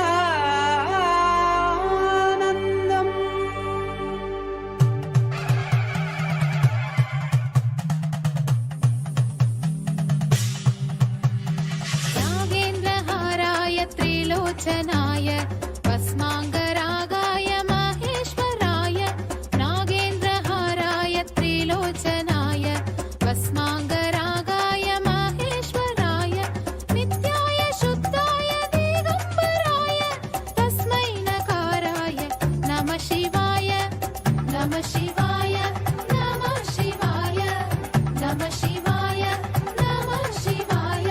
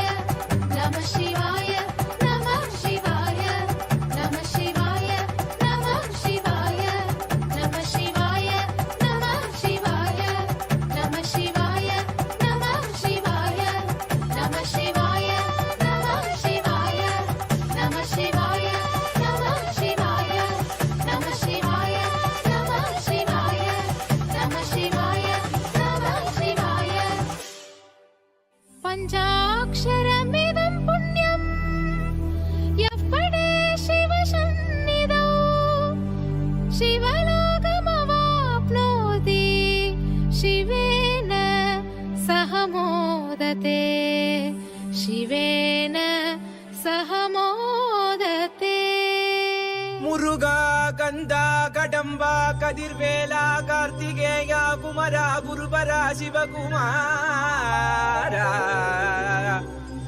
சிவகாமி சுதனே செந்தில் மாநகர்வாழ் சேவர் கொடியோனே செந்தில் மாநகர்வாழ் சேவர் கொடியோனே சித்தம் கெலாம் நினைந்து சித்தம் கெலாம் நினைந்து நினைந்து உருக சித்தனாய் வந்த நித்யானந்தனே குரு நித்யானந்தனே நித்யானந்தனே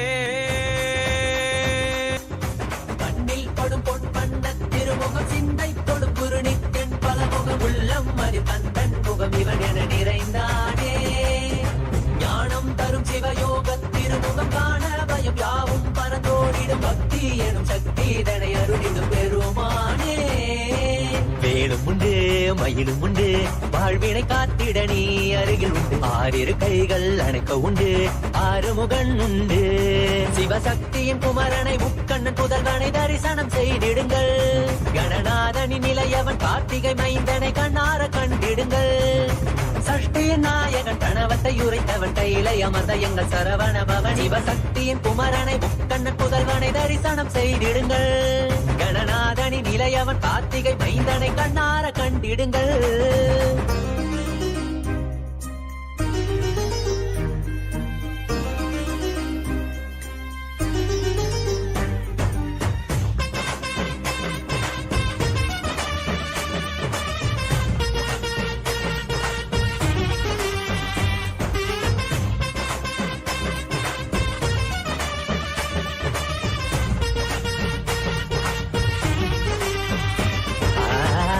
இருக்கும் நெற்றியில் குங்குமம் வேலினை போலே தெரிகிறதே குரல் யாவும் இதயம் நுழைந்து சேவர் கொடி போல் அசைகிறதே அசைந்தாடும் கண்கள் இரண்டில் மயிலின் நடனம் தெரிகிறதே அலைந்தாடும் எந்தன் மனமோ அதனை கண்டு குளிர்கிறதே ஜகம் யாவும் மனிதரின் மனங்கள் தாவியும் ஓடியும் திளைக்கிறதே கையளவை கடலா எண்ணி வாழ்வை தினமும் தொலைக்கிறதே அவனியில் கிடைத்த அதிசயம் நீயே இருளை விளக்க வந்த காவியின் தீயே அவனியில் கிடைத்த அதிசயம் நீயே இருளை விளக்க வந்த காவியின் தீயே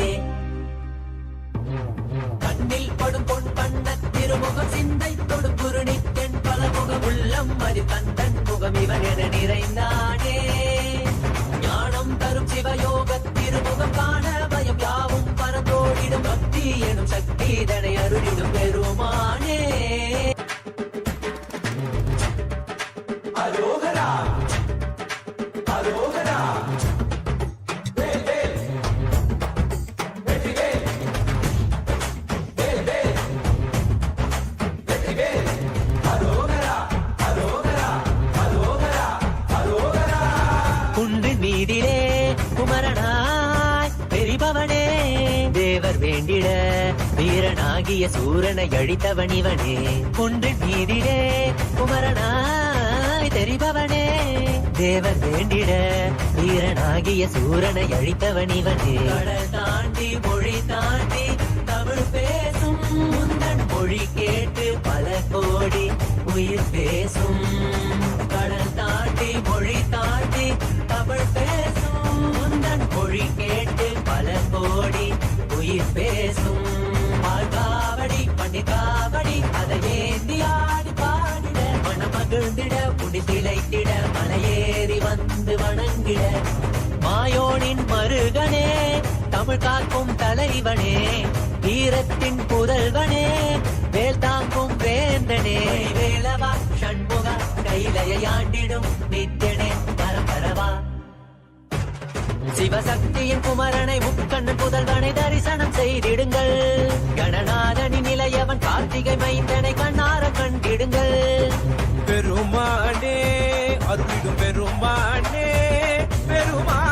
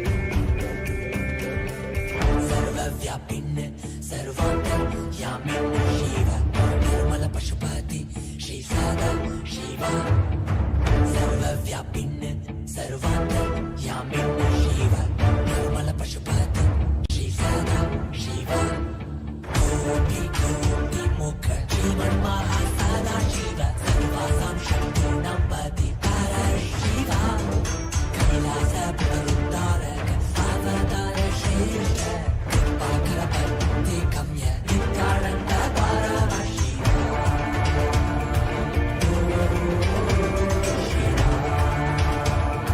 नित्यानंद परमशिव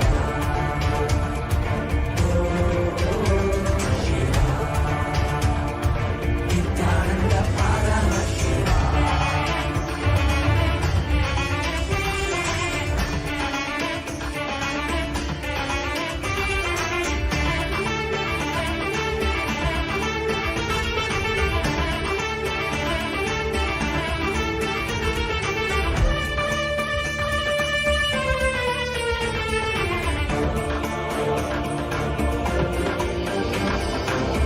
जटिनिलकण्ठ इंदुशेखर जगन्पीता सर्वकामद कामारि परा परा जटिनिलकण्ठ इंदुशेखर जगन्पीता सर्वकामद कामारि परा परा मंत्रमय दिव्यदेहिन् सर्वज्ञ पीठेश्वर आनन्द कंठ निलय निर्वाणधाम काषायं परं संन्यास कृत्यधीश्वरा शिव त्रिनेत्र दीक्षदायक नित्यानन्द परमशिव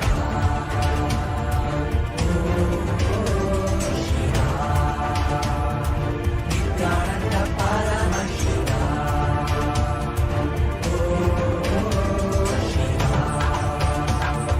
नित्यानन्द परमशिव नित्यानन्द परमशिव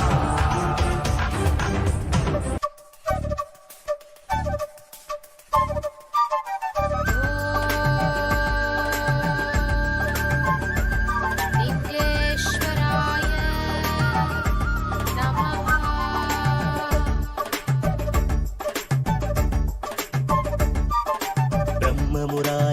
ब्रह्ममुरारिसुरार्चितलिङ्गम् निर्मलभाषितशोभितलिङ्गम् जन्मज दुःखविनाशकलिङ्गम् तत्प्रणममि सदा शिवलिङ्गं तत्प्रणममि सदा शिवलिङ्गं तत्प्रणममि सदा शिवलिङ्गं तत्प्रणममि सदा शिवलिङ्गं ब्रह्ममुरारिसुरार्चितलिङ्गम् निर्मलभाषितशोभितलिङ्गम् जन्मज दुःखविनाशकलिङ्गम् तत्प्रणममि सदा शिवलिङ्गं तत्प्रणममि सदा शिवलिङ्गं तत्प्रणममि सदा शिवलिङ्गं तत्प्रणममि सदा शिवलिङ्गम्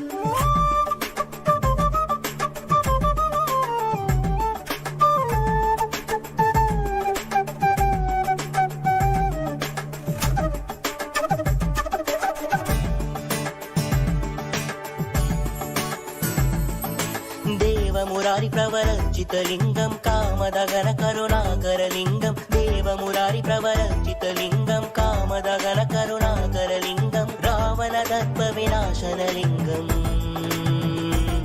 तत्प्रणममि सदा शिवलिङ्गं तत्प्रणममि सदा शिवलिङ्गं तत्प्रणममि सदा शिवलिङ्गं तत्प्रणममि सदा शिवलिङ्गम्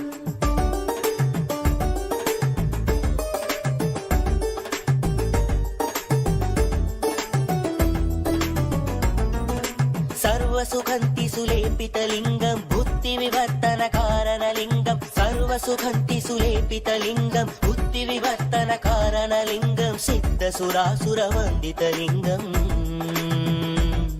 तत्प्रणममि सदा शिवलिङ्गं तत्प्रणममि सदा शिवलिङ्गं तत्प्रणममि सदा शिवलिङ्गं तत्प्रणममि सदा शिवलिङ्गम्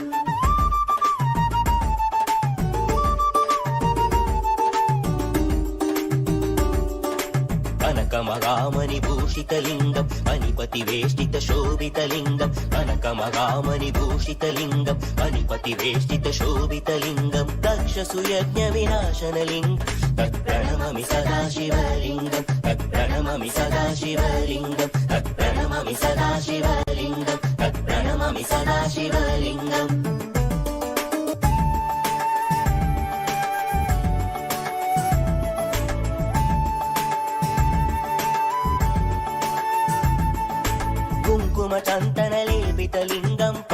पंकजहार सुशोभितलिङ्गं कुङ्कुमचन्दनलेपितलिङ्गं पंकजहार सुशोभितलिङ्गं सञ्चितपापविनाशनलिङ्गम् तत्प्रणमामि सदा शिवलिङ्गं तत्प्रणमामि सदा शिवलिङ्गं तत्प्रणमामि सदा शिवलिङ्गं तत्प्रणमामि सदा शिवलिङ्गम्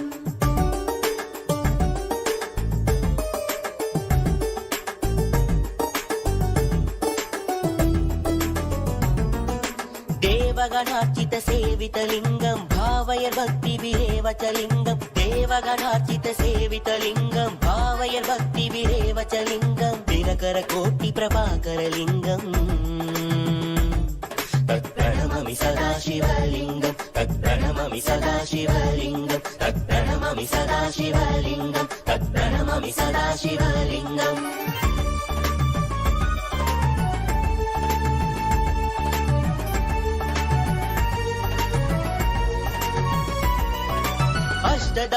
अष्टदलोपरिवेष्टितलिङ्गं सर्वसमुद्भवकारणलिङ्गम् अष्टदरिद्रविनाशनलिङ्गम्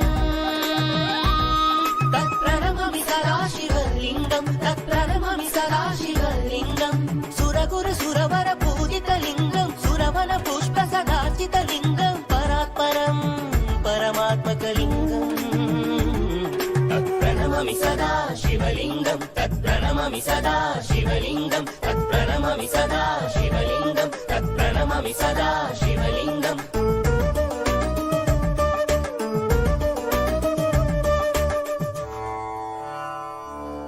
ॐ लिङ्गाष्टकमिदं पुण्यं यः पठे शिवसन्निधौ शिवलोकमहाप्नोति शिवेन सह मोदते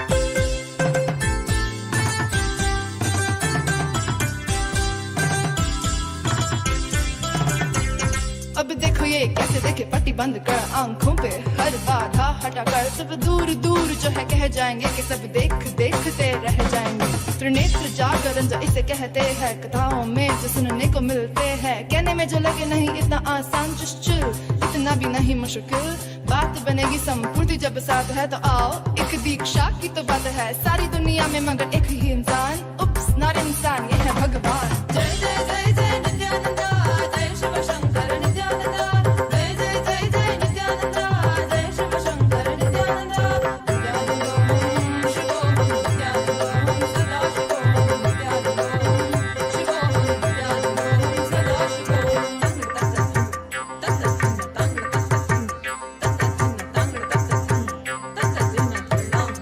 जय जय जय नित्यानंदा सद्गुरु ओंकार नित्यानंदा जय जय जय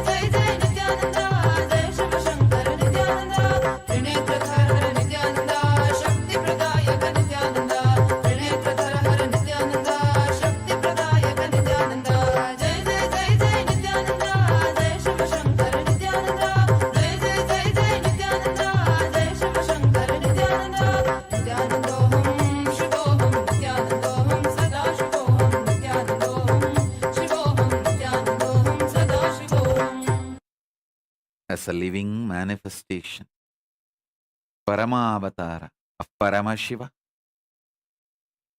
I initiate everyone who is connected with me through the internet and inner net with Paramadvaita, with Paramashiva, ultimate oneness with the ultimate being, existence, Paramadvaita of Paramashiva. Om, Om, Om. Let's all radiate with integrity, authenticity, responsibility, enriching, causing, living Shuddhadvaita Saivam, Paramadvaitam, the state, space, powers, being, superconsciousness, and Kailasa, Maha Kailasa, Paramashiva, Paramashivoham, Om Nithyananda Paramashivoham, the eternal bliss, Nithyananda. Thank you. Be blissful.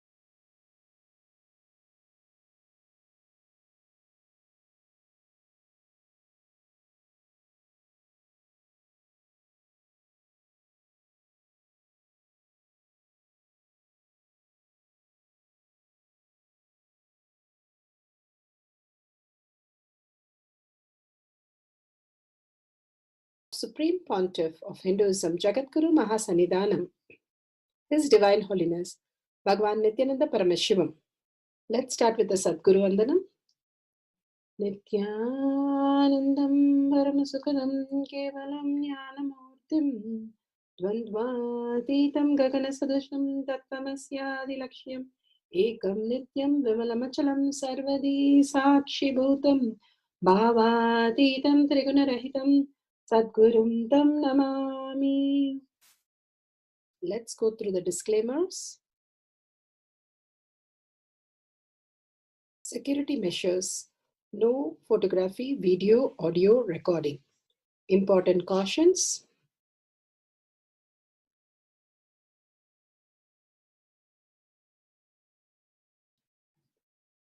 Please be aware of the important cautions.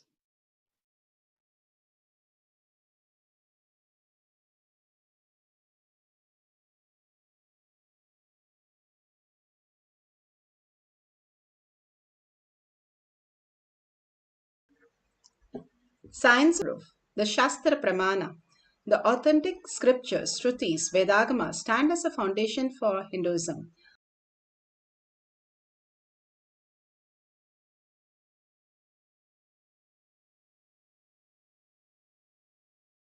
Which is in terms with the Shastra Pramana, Apta Pramana, Atma Pramana,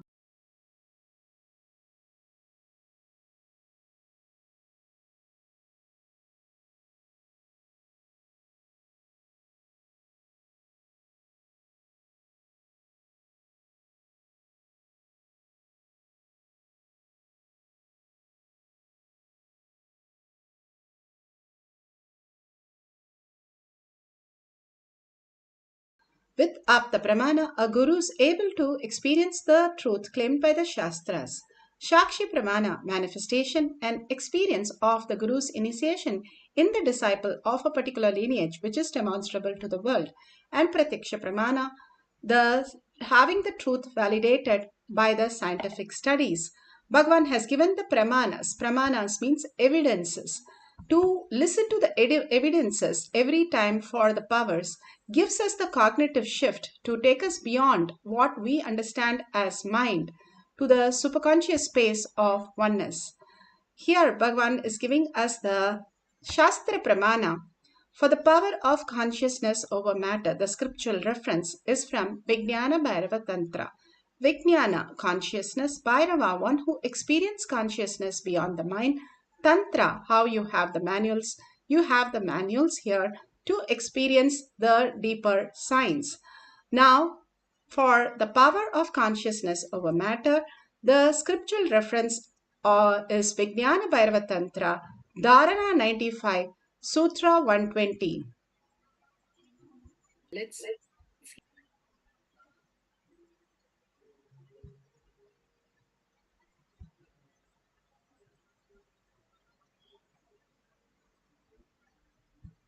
The Shastra Pramana for the power of consciousness over matter, silicon, is taken from the Vijnana Bhairava Tantra, Sutra 120, Dharana 95.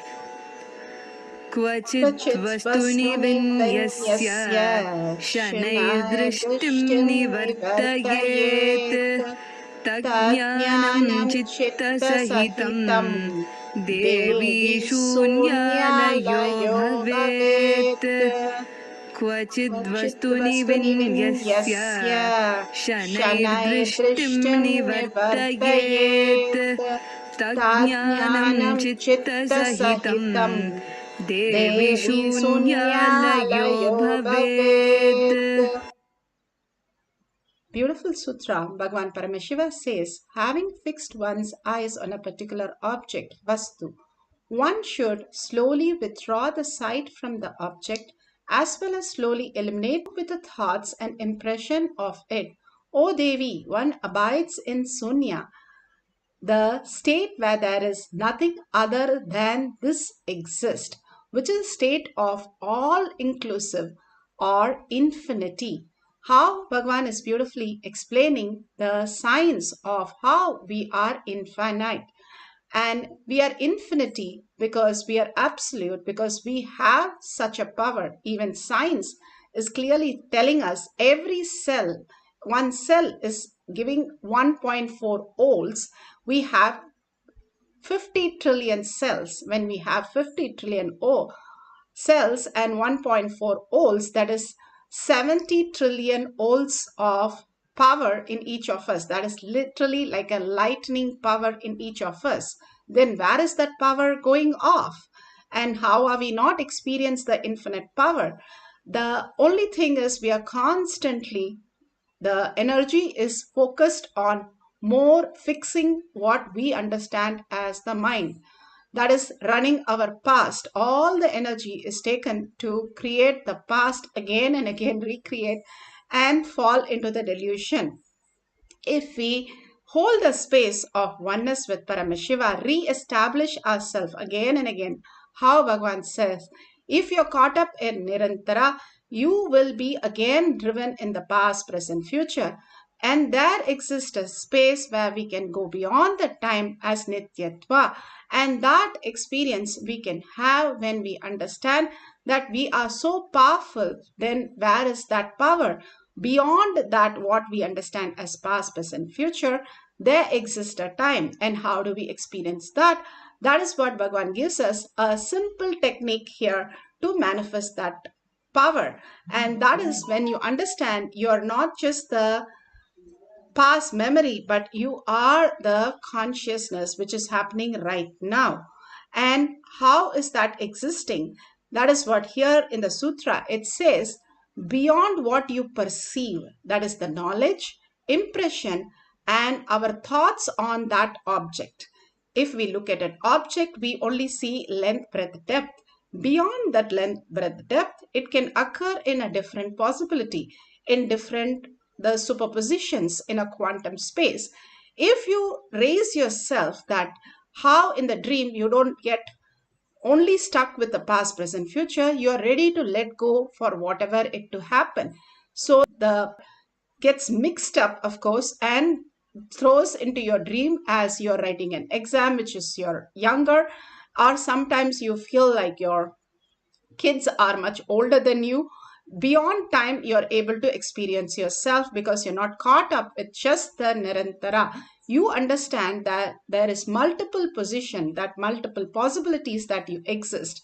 Even now, if you understand there is multiple position and possibilities, which is what you are beyond the time, what you think as past, present, future, now expand it to the Nityatva.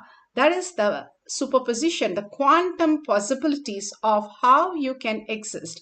Then all that will get energized and become a possibility for you to want whatever you want to reality. The best reality will be chosen and you can manifest that. That is what Bhagavan gives us, this ultimate initiation every single day to make us understand we are not just a bunch of length, breadth, depth matter, but we are frequency and energy, and we are subtler and subtler. How can we experience that?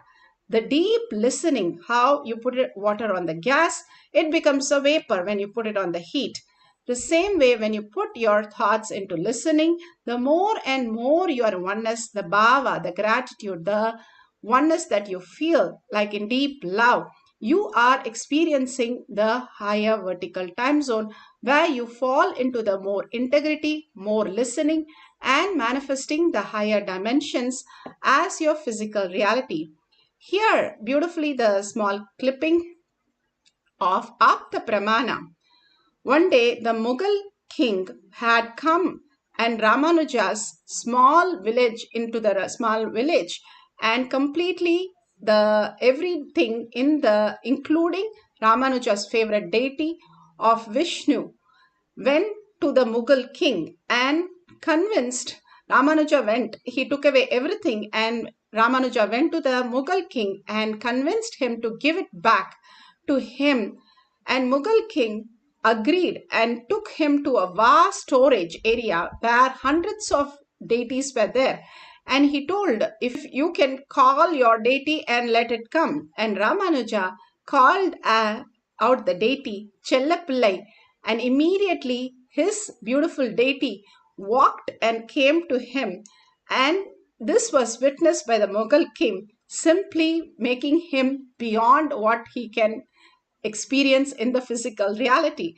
And that was the greatest possibility, how he was able to relate to the deity as a being. What we understand when we see a person, we don't call him a flesh bone or like blood, we call him a person. Same way, when we look at the metal or the stone deity, we are still thinking as stone and metal. That is where we make a mistake. We understand that this person is not flesh bone, we call a person, and the attribute of the person, the sister or the brother or a spouse or friend, whatever we are able to relate.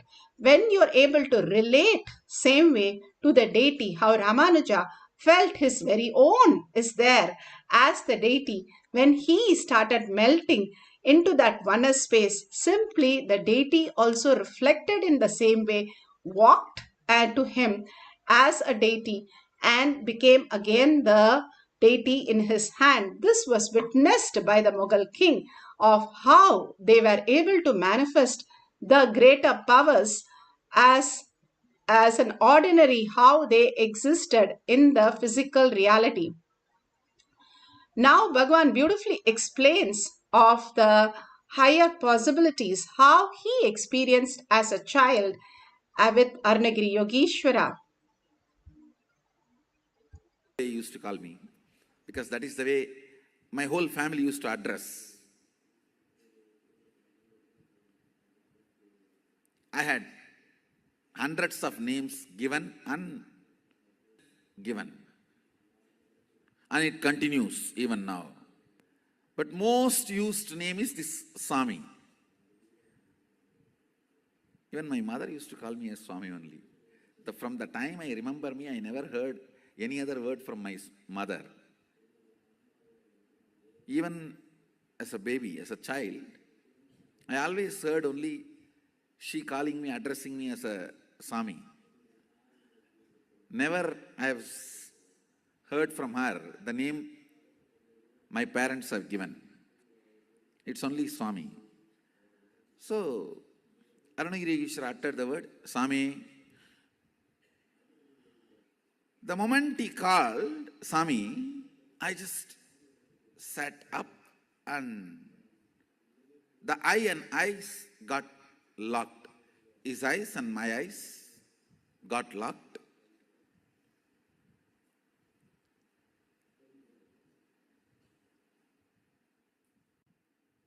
He raised the right hand with a gesture. Are you able to raise your hand? So the meaning is, are you able to do what you want? It was not verbal. It was like a show. So naturally, I responded. Means I moved my hand and showed, yes, I can. Suddenly,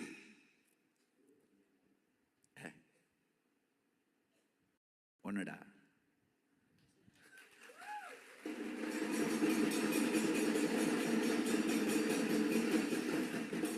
It just clicked and I started laughing. He started laughing. Laughing. Both of us were laughing for 10 minutes. Understand? I'll tell you exactly what happened in me. When you have a consciousness which can command and execute something that is one with ultimate, so you are ultimate.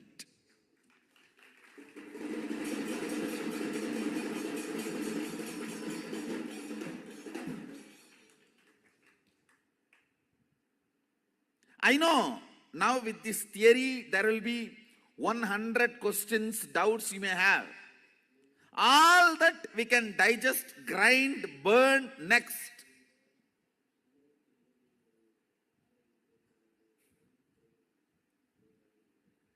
But the first click, is right. That first click was so powerful.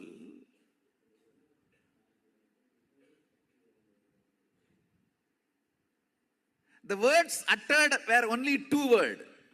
Swami. Then he showed through the gestures. Are you able to move the right hand? So I responded in the same way, gestures, not words. Yes, I can move. What is there?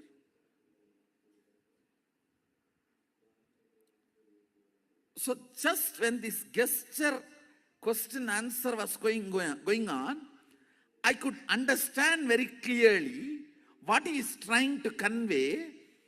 If you have a consciousness which can command and make the matter, body is matter, make them obey, listen, you are carrying, which is ultimate. You are the consciousness which is ultimate.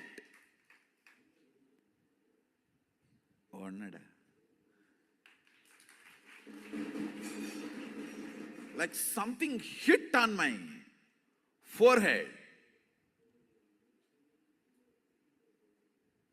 It was such an ecstasy, blossoming, flowering.